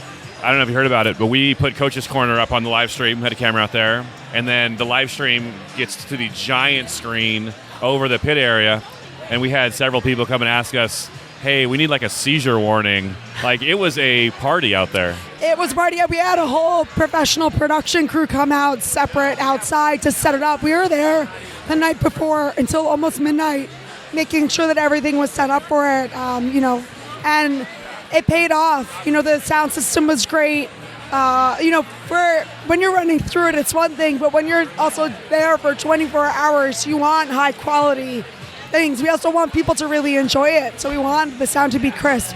Last minute, he added the lights, the stage lights, and that really made a difference because racers were coming up to me today saying, we saw the lights from afar, and we just like, all we had to do was get up there. And also just being up there, being up on a hill during the day, you could see everybody's demeanor change. Like, that was a taxing hill, at least it appeared to be so. And you could see it on their face, and then they would crest the hill, and a smile would appear. And sometimes they dance, and I love that. You had a guy out there, Anthony, dancing with you the whole time. Yeah. It sounds like Coach wants to get more people out there dancing. He does. He wants this to be just grow bigger and bigger and bigger. I cannot spoil what we have already spoken about for next year. But yeah, it just gets bigger and bigger. You know, he wants it to be not just fun for us and especially for the racers. He wants, you know, he loves it. We all loved it when people came up from the pit. Like, oh, I'm going to go check it out. And they would be up there for like 2-3 hours hanging out. And that was great because it really is bringing all the different parts of World's Toughest Mudder together. I think it's cool. You won the race. You haven't competed in a few years. Yeah. But you're still, well, actually a couple years ago. I have competed. I have dropped out due to injury and, you know. But even when you're not competing, like you're here, you're involved, part of the community. Yeah, I love it. I mean, how could you stay away from it? Especially if you have a great opportunity to be a part of it. I think it helps that I know what these athletes are going through. And I know I would love to show up to a place like Coach's Corner to give me just that burst of energy that would motivate me so much. So I just try to give the same amount of energy I give into running, into dancing. And then it takes my energy looks over the top because running is a little more taxing physically, let's be real. So when you apply it to dancing, it's just like an explosion. By the way, I danced over 120,000 steps. You had a Fitbit on. My Polar Watch gave me my step count. At midnight, it said like 77,000, but I took off some steps due to walking around before the race. Sure. And then the next day, I had like 50 some odd, almost 60,000 steps. So wait, so tell me again your total dance steps. It was about 120,000. 120,000 dancing steps. It's a lot. They're small, but they add up. Sure, yeah, no. That's awesome. Stef, so what's your plans for next year? I'm going to run the Speed Project solo again, and that's partially why I did not race. You know, I had 2 30-hour adventure races this fall, and I wanted to rest my body, and because I'm starting that training block pretty much when I get back to New York. So I'll be running from LA to Vegas again in March, solo, but supported. So I'm excited for that. I want to take a day off my time and really put all of my energy into that. You told me about that before. You start in LA at the Santa Monica Pier? Yep, Santa Monica Pier, 4 a.m. It's an unsanctioned race. It's kind of an underground race, right? It is, but it's really big. So we have solo runners start on Monday, relay runners start on Thursday. You have to apply and get in. But no rules, no spectators, no set route, and just don't do anything illegal. Is there there's no set route, but is there kind of like people have decided, hey, this is the fastest way? When you get past Barstow in the middle of California, there's a better way to go. But to get out of LA, that's kind of your choice, how you want to go. The mileage is, the fastest routes are anywhere from like 285 to like 300, but there's the OG route that people just want to do for fun, and that's through Death. Sure, no, it sounds fun. Through Death Valley, and it's 340 miles. You know how people are always like, when you tell them you ultra run, the very first joke everyone says is, I don't even like to drive that far. Yeah. I don't even like to drive through Death Valley. Yeah, it's a long drive. Imagine running it. So what's your preferred route? I left through San Bernardino, and then you cut through the desert when you get out of LA. There's a great road called Stoddard Wells Road. I still remember the name because it's really beautiful. Once you leave Barstow, I'm going to take a dirt road from there. I couldn't last year, 2 years ago, because I didn't have a large enough crew to do it. You need a 4x4 car, but you also want like an RV so people can sleep. So I'll have a big enough group to be able to split my crew up to take the road I want to take, which cuts off a bit of bushwhacking too, because I had to bushwhack next to I-15. But there's a really cool place actually underneath I-15. I don't know where. I know it on the map, but there's like no landmark around this one spot. You go underneath the highway, and it is weird. There was like these sculptures made out of garbage. It's in the middle of nowhere, and I thought I was hallucinating. And I told the runner who was with me at the time, my friend, I'm like, is that a face in the side of the dirt? And he goes, yes, it is. You are not hallucinating. And I'm like, well, that's really weird. He goes, yes, it is. And then we go like another 100 meters or a couple 100 meters. And I'm like, are there dolls all around us? And he's like, no, you're hallucinating that there are dolls all around us. So you never know what you're going to see out there. when you describe that race to me, I think I'm feeling what other people think when we tell them about World's Toughest Mudder. Yeah. Like, that's kind of crazy. It is. It's fun. They also do a lot of live coverage for the solo runners. They have shows multiple times every day, and we're all tracked. So they put us up on a big map, and you can see where everybody's going, and they'll call us and ask how we're doing. It's a lot of fun. It's a great. It's like the same energy that this community brings. It's a lot of fun, and that's why, like World's Toughest Mudder, you just can't stay away. Stephanie Bishop, any last thoughts? No, I'm just still taking in the magic that happened up on that hill. It was, I don't know, like it almost makes it hard to race again because being a part of that is so special. And everybody that is out there who's running, or even the pit crew that came out, just everybody made it so much more special than just the small group that we are, what we do up there. Steph Bishop, thanks so much. Thank you, Will. Cali Schweikhart. Hey, Will. Second place woman. Yeah. As we sat down, you kind of crossed your legs, and I'm seeing your knees. You took a few strays yesterday. I'm not in the best shape. Honestly, though, my skin is the worst part. Like the bruises and the scrapes, and the skin just feels really inflamed because it was a rocky, sandy course, and Sure. I knew it was also going to be a hot course, so I sacrificed the leg protection for a little less heat. Okay. Because I didn't want to wear tights. It was warmer than usual last year, Yes. or yesterday. Feels like a year ago. Did you wear a wetsuit? I wore a short sleeve wetsuit top. I put that on around. I put it on after it got dark. Okay. I wore that and a windbreaker over it, and I didn't have to wear any sort of wetsuit on the bottom at all. And that felt great. I think it was perfect. My crew knew. I had told them going in that I really wanted to stay on top of that and put that on way earlier than I thought I should. So they were strict about it. I was aware of it, and I put that on and stayed warm the whole night. And then the sun came up and it was really hot again, and took the windbreaker off right away and stayed in the wetsuit top. Sure. Yeah. So we talked last year. You finished I was 8th, I think, with 8th like last 70 year. miles. And I remember you were enthusiastic about the race. Yeah. And I remember thinking, like, I wasn't sure if you were coming back again. Like, Yeah. you did good. You enjoyed it. Yeah. I was super excited to see you back this year. Yeah. And you finished in second place. Yeah. Tell me about the decision to come back again. I knew pretty early on after last year that I wanted redemption. 5 stars. Chris Mendoza making a cameo. Pretty soon after last year, I knew I wanted redemption.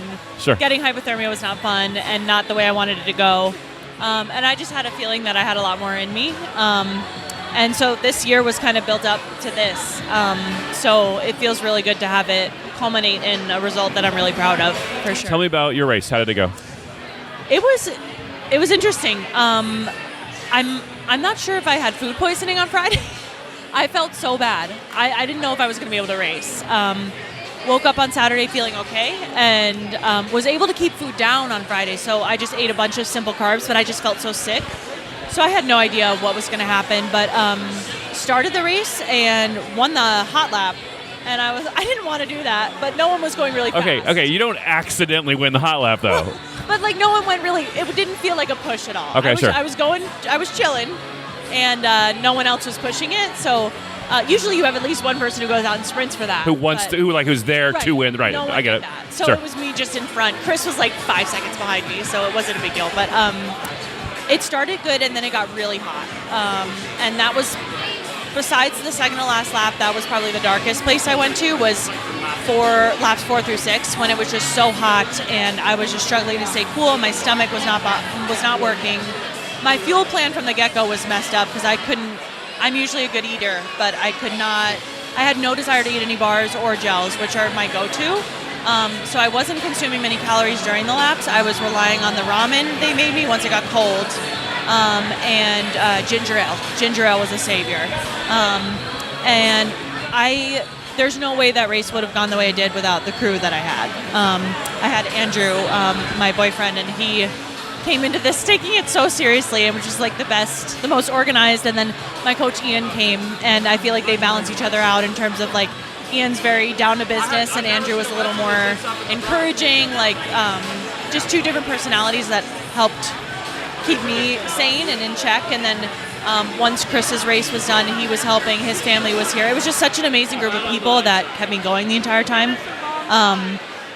I just don't think 90 miles would have, anything close to that would not have been possible without that group, for sure. I don't know if you know it, but we talk a lot about Chris running 100 last year. Yeah. But 90 miles is kind of a magic number for the ladies also. Yeah. Your 90 miles is one of the top 5 performances by a woman ever at World's Toughest Mudder. Really? 90 miles would win World's Toughest Mudder almost in a year. Wow. I heard this was the first race with 2 women running 90. It is the first. Yeah. So Amelia Boone ran it once. Mm-hmm. Ray Coble has run 90. Chris, obviously. Yep. And yourself. There's 5 or 6. We have going into this year. I think we had 3 90 miles and 100 mile. I did not know that. And then this year, adding 2 90 miles. So it's a very, very, very great performance. It was also on my watch. Well, my watch died with like 4 hours to go, and I was so sad. But I think I ran like closer to 105, 110 with the penalties. Counting the penalties. The penalties were so long. That was brutal. Tell me about the penalties on course. They were like, last year they were all very short. This year they each took like 5 minutes. So you just went into every lap knowing you're not running 5 miles, you're running like 7.5, unless you're not failing anything, which it sounded like almost everyone was. Like, even Chris, who I know is like the best obstacler on the planet, she was using her band, she was failing things. So it was kind of a mental like, shoot, I'm heading out for this 5 mile lap, but it's actually going to be a lot longer because I have to run all these loops. That was tough, but you kind of just get in a rhythm with it. After a while, I was used to it, and I was like, okay, I know where these loops are. I know which ones I'm saving my bands for, that kind of thing. So it was cool to at least like cover over 100 miles. I was happy about. I've never done that, so that was fun. You and I talked before the race. Yeah. I said, is your goal mileage or is it placement? And you were very clear. Your goal was placement. Yeah. You wanted to perform well placing wise. Mm-hmm. How are you happy? How do you feel about your placement of the race? I'm thrilled. I know I said beforehand like I would be lying if I said I didn't want to win it, and that's still a dream of mine. But I know Chris and I know Katie was there. There was a lot of good competition. And Stephanie, I didn't know who Stephanie was. She did amazing. A lot of strong people there, so I can't control that, but I just listened to my coach and my crew and trusted my training and did what I could, and I'm just so happy it could all come together. And there are so many things that can go wrong so fast in these things, so for it to all stay together and continue for that 25 hours and to work out like that, I was just like, how is my body feeling? Like, my body didn't hurt.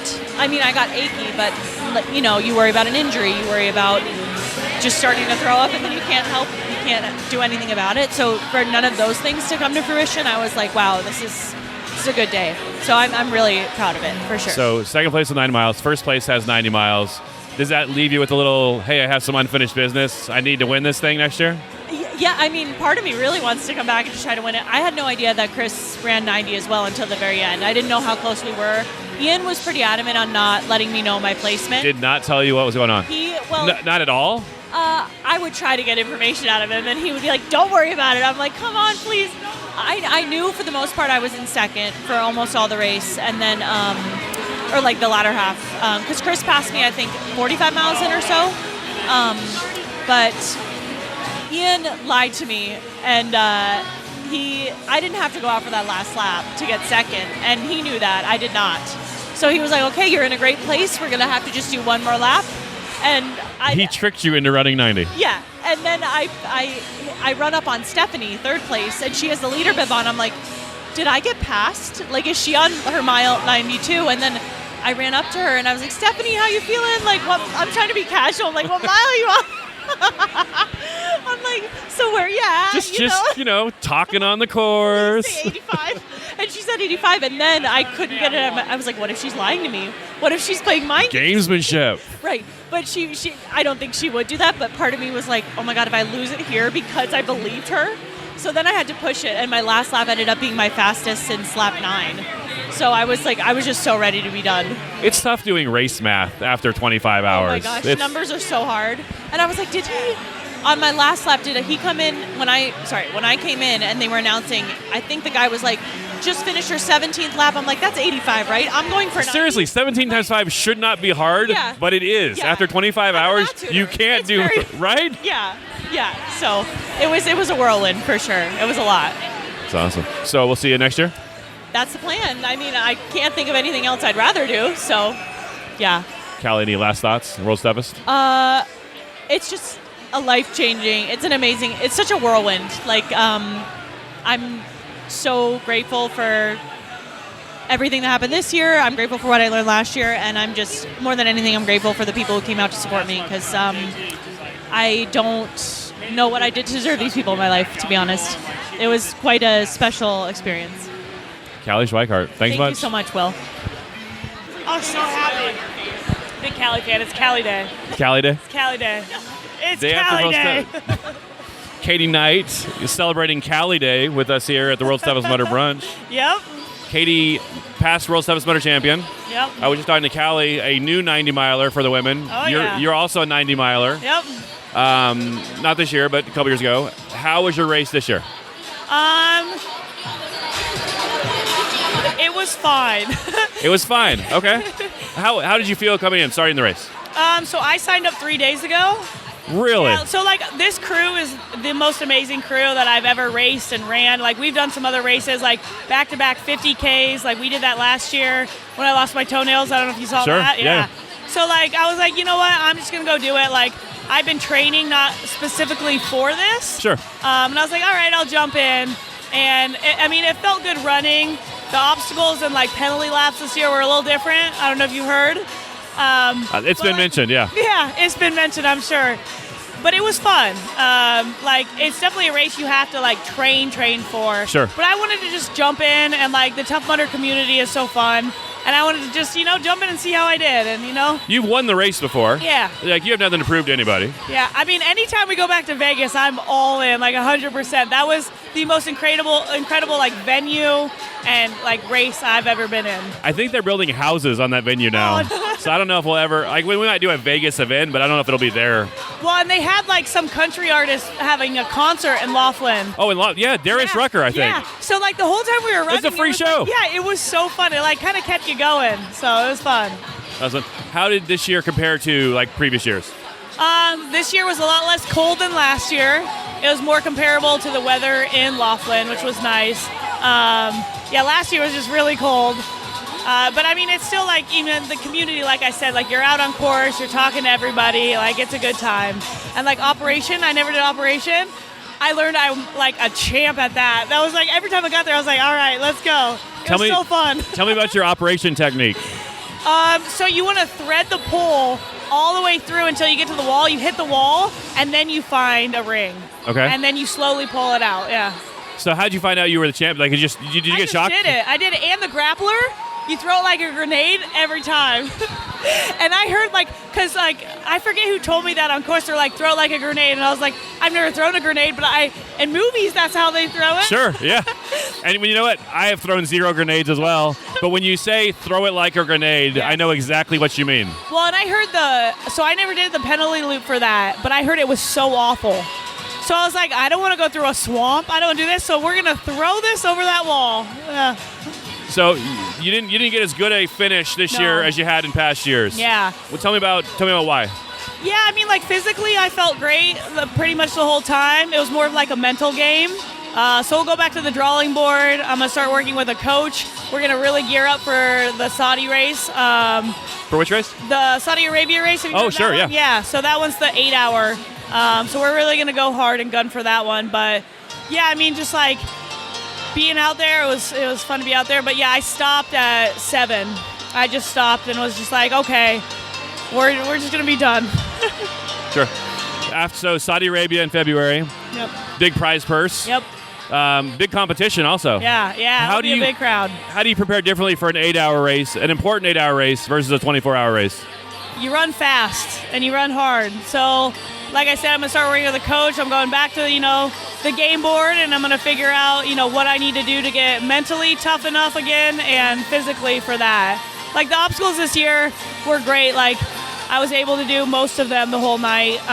But yeah, it's the mental game that needs work, because it's more that than anything when you're out there, especially for this is the first year I haven't been out there for the whole 25 hours, which was my goal this year. Every year, like whatever the miles stacks up to be, it's always like, I want to be out there for 25, 24 hours. So, yeah. Will we see you next year? Oh, every time I'm like, no, I'm never doing this again. But 3 days before, probably yes. Next year, I'll probably train up a little more. I heard rumors it's in Florida. You know what? They haven't announced anything. Yeah. And Orlando. I don't know any. I've heard Orlando Yep. mentioned. Yep. I don't have any inside info. Darn it. It's last year. It was supposed to be in Pensacola, but it was actually just outside Pensacola. That's the closest it's been to Florida. Oh, I got asked that question on course. Okay. Where are you? What's your name? When I was like hypothermic. Sure. And I was like, I'm in Pensacola. They're like, no. And I was What, like, this year? Last year. Okay, yeah. Last year they asked me that when I was so cold. They're like, what's your name? What's your age? And where are we? Sure. And I was like, we're at the Mutterhorn. They're like, no, where are we? I was like, oh, uh-oh. Because Atmore, I was like, I don't know. But I said Pensacola. Sure. I thought that was close enough. Hey, close enough. You flew into Pensacola probably. Exactly. That's funny. Katie Knight, any last thoughts?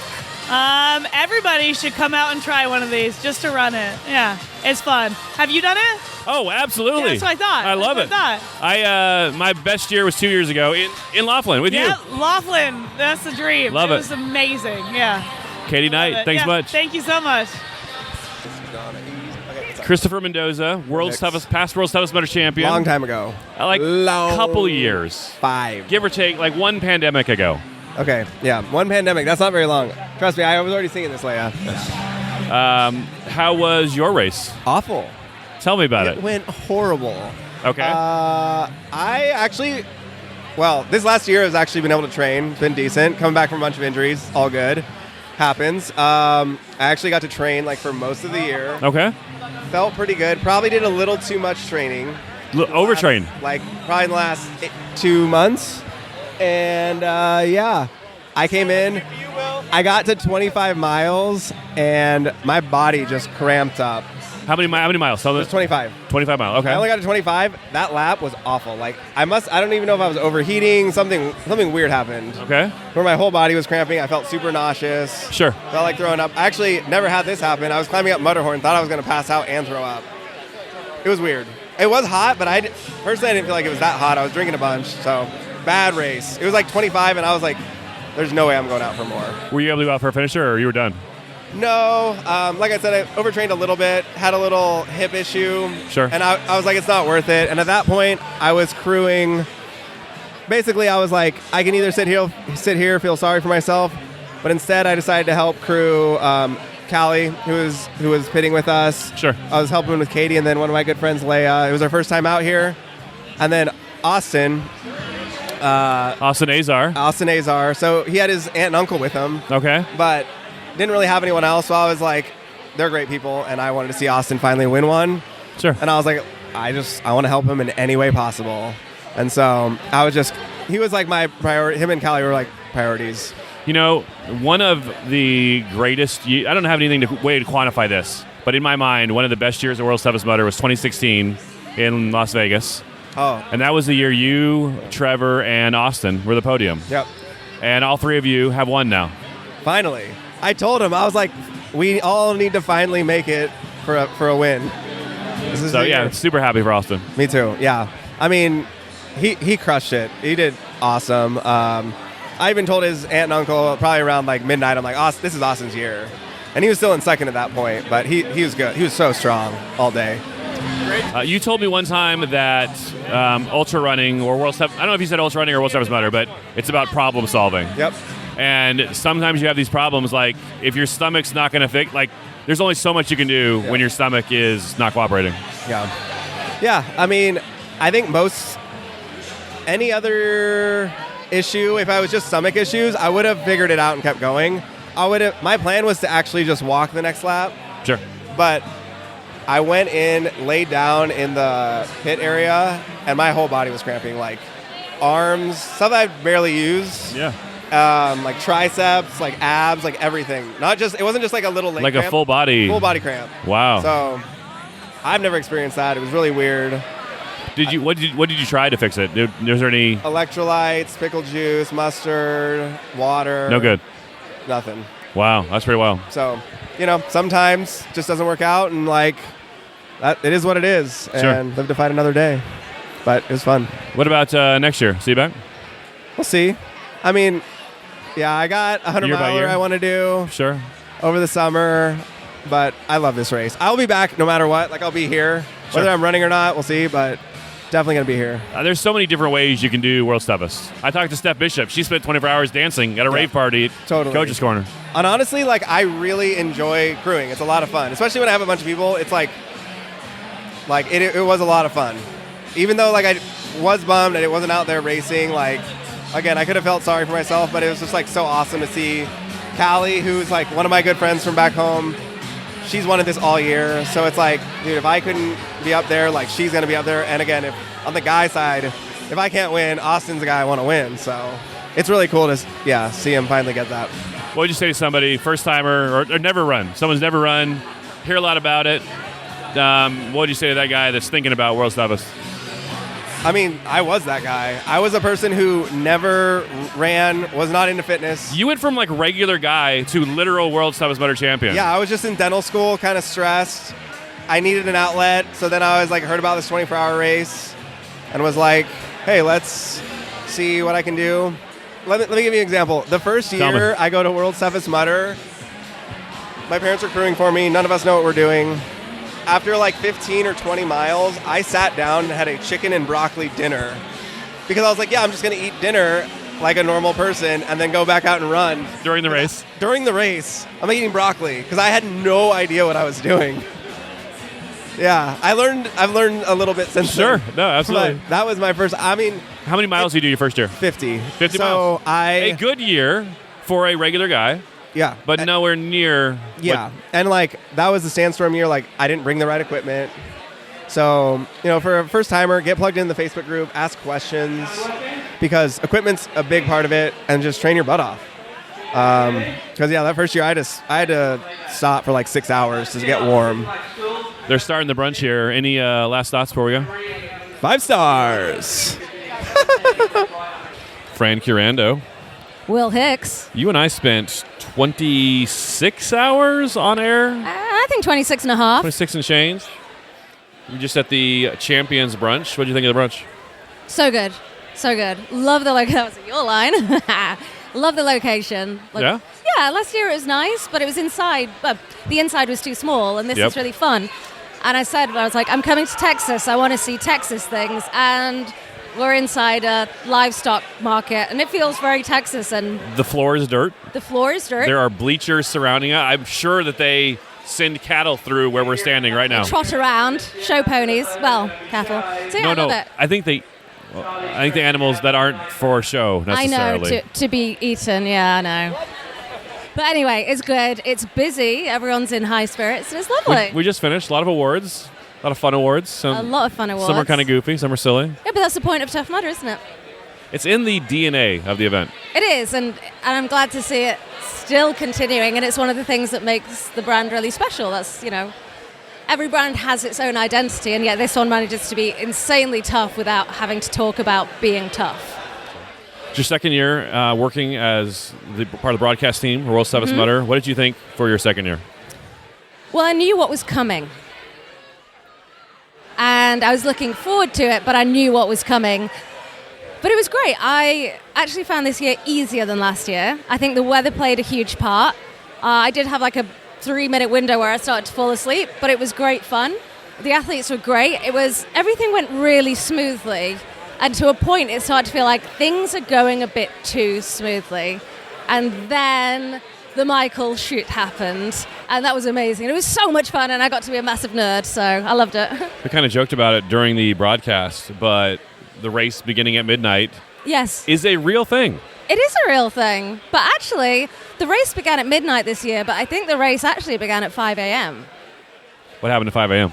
Well, Michael woke up, and then he started doing hour and 4 minutes, hour and 7 minutes, hour and 9 minutes laps, taking him up from having a 3-hour 16 nap to second place. I talked with him and his pit crew about an hour ago, and I told him, and I think it's true, usually when the leader of the race goes into his tent, they're done. Yeah. The reason they went into their tent is they went out too fast, and they couldn't sustain it for 24 hours, and they're done. he took a nap, and it was a long nap, but he came out It was long. like a bullet from a gun. He did. We talked about it at the beginning of the race. Him and Joshua Fiore were kind of neck and neck. Well, he was 3 seconds behind Josh, and then the next lap he was ahead of him. And we were questioning, are they both pushing themselves too hard here? Are they both just going to crash and burn? Because we saw that a bit last year. And I was concerned. And then he went to bed, and I was like, maybe this dude pushed too hard. And he woke up, and I was like, nope, he's just mega. Like, he can do it. And I've seen videos of him doing the obstacles just so easy. No penalties. Just doing it. It was a fun race, and it was a fun race to watch, Yes. especially the last few hours. Yes. But then the 3rd and 4th place men were also very riveting at the end. They were. So we were following the 2nd, 3rd, 4th because they were kind of switching places, getting very overexcited about who's catching up to who and what's happening. And then there came a point where we kind of stopped watching 3rd and 4th so much because we just thought Josh is going to take 3rd place. He can't be overtaken. And then we looked at the results, and it got to Spunky Monkey on the final lap, which was really not far from the finish line. And all of a sudden, 4th place at the time, which was Joseph Rucco, was suddenly in 3rd place by a minute and a half. And we were all like, what the heck just happened? And it was some great Tough Mudder antics.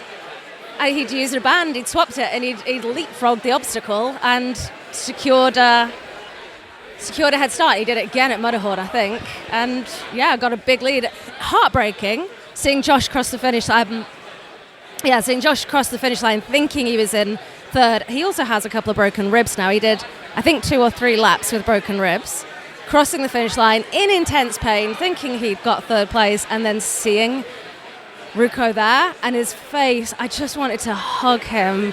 I felt so bad. And then he just kind of sat there on a chair by himself, and everyone just kind of felt, give the dude some space. Like, he just needs some time to process this. It was heartbreaking. Heartbreaking. The finish line traditionally is a place of celebration. Yep. And he had a good race. He ran 100 miles. Great race. But he went from thinking he just won 3rd place to realizing he lost it. By a few minutes. I've never seen anything like that at the finish line at World Toughest. I do think it's astounding that on a 100-mile obstacle course race over 24 hours, it's not 100 miles, but the results were 100 miles, where so much can happen, the winners or the 4th place, the top guys can be just a few minutes apart. That's astounding. Hundreds of 20 obstacles per lap. Yeah. 20 laps for 100 miles. Yeah. And just a few minutes apart. It's incredible.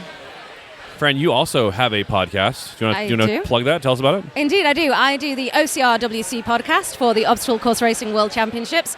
We don't actually talk about that event too much. It's about getting to know athletes, finding out who people are, what drives them, what makes them tick. We've been going for a couple of years, so there's tons of episodes to listen to, and it's on all the best platforms out there. Awesome. Who was your most recent guest? Or one of them? I had Ian Hosick just after the event, and I have an episode due to go out with Signe Caroline Kolstow from Denmark. Well, Fran, any last thoughts on World's Toughest 2023? It was awesome, and I can't wait for next year. Fran Chiorando, thanks much. Thank you very much. No, so Sarah Fox we're talking about the logistics of podcasting now. Little inside baseball. Yeah. I have 1 hour and 48 minutes of audio from. That's a lot. That's just from here. That's a lot of audio. We're going to talk tonight at brunch with other people. Of course. And yeah, no, it is. But it's It's It's good stuff, and it's one of my favorite podcasts of the year usually. I respect that. So, and it's lots of different people. It's like 5-minute, 10-minute conversation. Yeah. I told you we're going to talk for 2 minutes. It'll probably be longer, but That's whatever. okay. It's how you That's okay. get them in there. Do you like being able to go back and listen to the conversations and like little blips that you might have forgotten because there's so much craziness on Brunch and Bark all day, and then like you get to basically relive it as you put the podcast episode together? It's super fun. And I've had people who I've interviewed tell me they go back and listen to their interviews just to hear what they were thinking at the time. I love that. JD I Allen, should probably do that from Laughlin. Yeah, well, you were telling me last year. Was it last year? Maybe. You were not 100%. I don't want to say sober, but that's probably the best word. That might be the best word. So, but there was very, very much a lack of sobriety in my day that day. So maybe you don't want to go back. I'm not saying you should or shouldn't. I don't remember you saying anything outrageous, but maybe. I don't know. No, I don't know. Maybe I should go back and listen. Sarah Fox, how was your race? Oh, it was good. I am very happy. I went in with 2 goals. My main goal was I wanted to leave it all on the course. I committed to running about 2 weeks ago. I was very dedicated to being a pit person until the one and only JVT convinced me that it was my first year not having an adaptive athlete that I was tied to, so why am I not going for a bigger goal? So I decided I would hopefully go for the brown bib. You know, we always want to have something tangible like that to take home all the miles. But, you know, this year's course didn't allow that to happen. But my main goal was I wanted to leave everything out on the course and make sure I gave everything I had. And I think I did that. And I finished and I was very satisfied. So you've run with Jessie Strawham the last couple of years. Yeah. Part of her. Do you guys have a team name? What is that? No. I feel like it's always been Team Jessie. That's Team it. Jessie. Like, there you go. we were never very inventive, I think, because we didn't think it would last as long as it did. Sure. And here we were 6 years later. You know, last year she got the teamwork award, and all they had was Team Jessie to put on it because we never really sat down and said, hey, maybe we should come up with a name. Maybe we should do that now. Oh, right now? Yeah. Like, we could do that today. Yeah. We might have to wait until the bar girl to come up with something fun. I feel like Jessie should probably be involved. I think she's she kind should. of She might have to have final say. I don't know if she's the captain, but the focal point of the team. She'll tell you I'm the captain, and I'll tell you she's the captain over and over again. Maybe that's why we work so well together. So Jessie wasn't here this year. So Right. you ran solo. Yeah.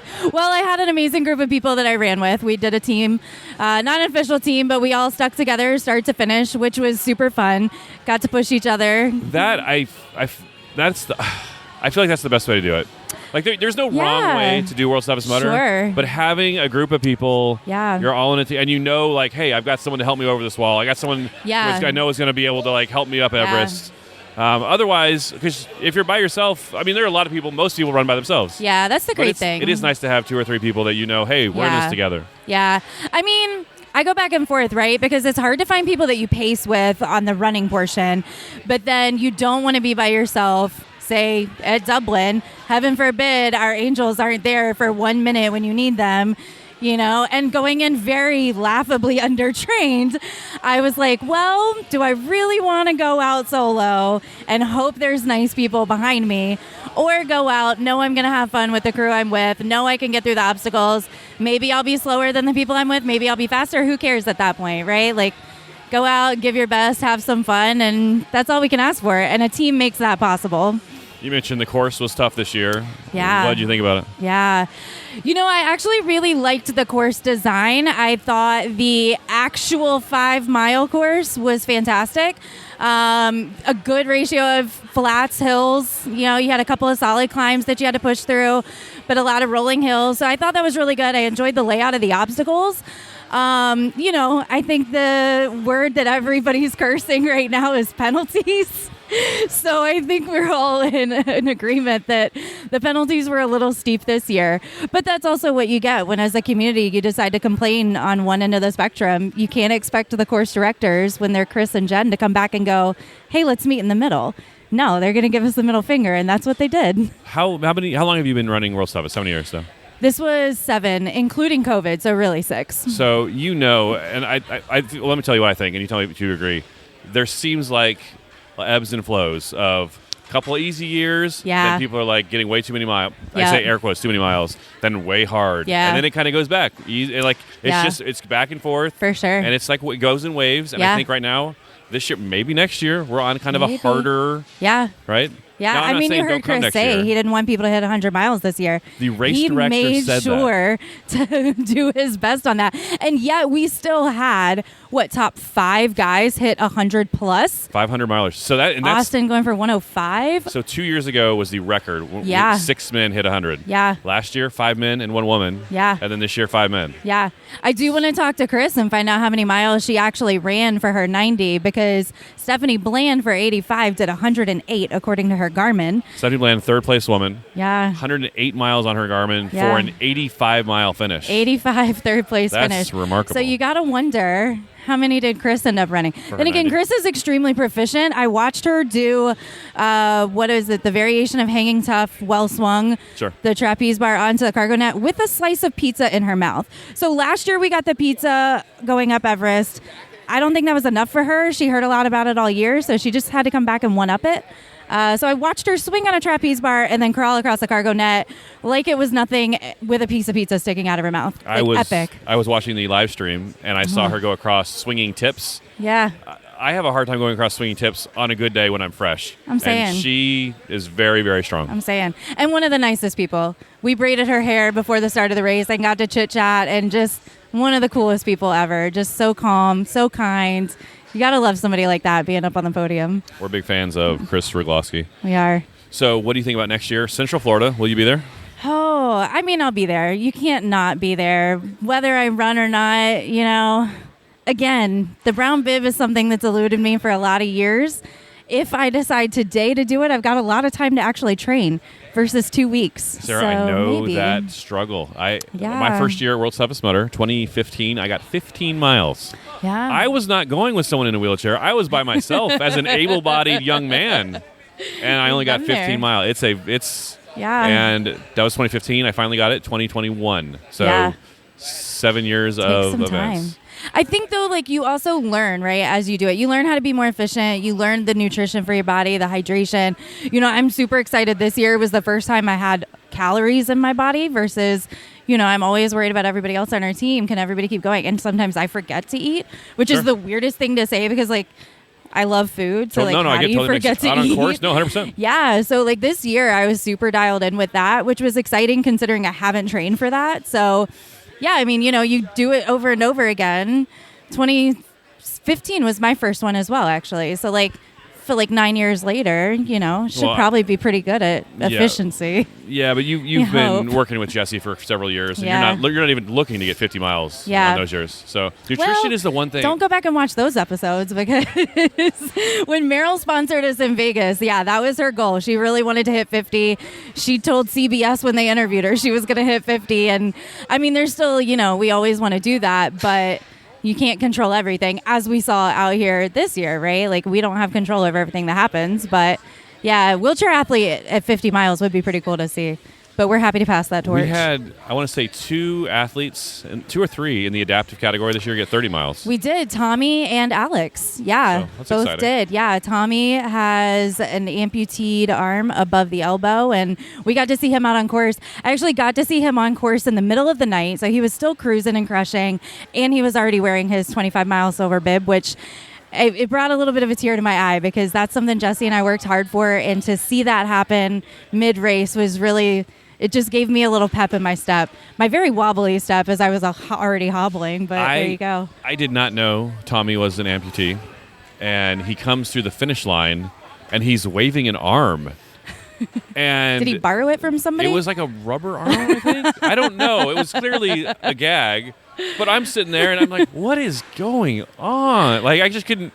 It was clearly not real, but it looked. I don't know. Anyway, I was very confused for a few seconds. Yeah, that would have been fun to see. I love that. He was a cool guy. I'd never met him, but he was friends with a guy that was on our team, so we got to chit chat off and on as he would pass us on course. And he was a pretty cool guy, great sense of humor, and you know, I was glad they had him in the highlight reel, falling off of Dublin walls and then doing it and actually completing it because it's fun to see when they go out there and they push just as hard on the obstacles and. You know, sometimes you see them do them better than you when you've got 2 arms, which is not really great. But there you are. Talk about motivation. We've seen guys like Grant Polson. Oh gosh, who is putting up rock star. I don't want to say a wrong number. Elite contender status. A lot of miles. Yeah, he is a rock star. Love it. I was talking with him. Grant's here every single year. Yeah, and I know. I texted him. I was like, Grant, where are you at, man? And he's like, I got different priorities. Dad life. Sent me a picture of his baby. Oh, baby is so cute. So shout out to Grant Polson. We missed you this year, buddy. Yeah, Grant and Coral. Any last thoughts, Sarah? Anything? World's Toughest 2023 recap? World's Toughest 2023 recap. I think it was a good year. I think we all cursed Chris a little bit, way more than Jen. I feel like we should share the love on that one. We need to start cursing both of them equally. While you're talking about them, they're literally walking up behind you. They're 6 feet behind you. And he probably knows because I may or may not have cursed him just a little bit. Cursed him? I mean, I didn't use actual curse words because I actually like him. No, I didn't go full witch. But maybe next year we'll see what Central Florida brings us. No, it was a good course. It was a good year. I loved having the amount of first-timers we did out there on course. And it was awesome. I think one of my favorite things was coming in after 24-hour mark had already hit. You're in the extra hour and a half. and it was more full than I've ever seen a venue that I've run. And there were so many people still out on course pushing, and that was something really cool to see, because most of the time, people might hang out at an obstacle and then come in right after the buzzer hits to be an official finisher. And this year was kind of flip-flopped, where everybody was pushing for a goal, and you could tell how hard they were struggling. And that was probably my favorite moment, is watching people come in that last second. And that was fun to be on course at that time and see so many of us out there. Sarah Fox, thanks much. Yeah. Special thanks to all of my guests this week for appearing in this episode 10 months ago. Well done, you guys. World's Toughest Mudder 2024 will be in Florida. Am I going to see you there? 2025 is going to be in the UK. We're talking more about that in a future episode. But if you want to do World's Toughest in the US anytime soon, 2024 is your year. Sign up now. Commit before you're ready and get ready. I know you're like, oh, it's September. I don't have time to train. Listen, you should have been training all year. Don't make excuses.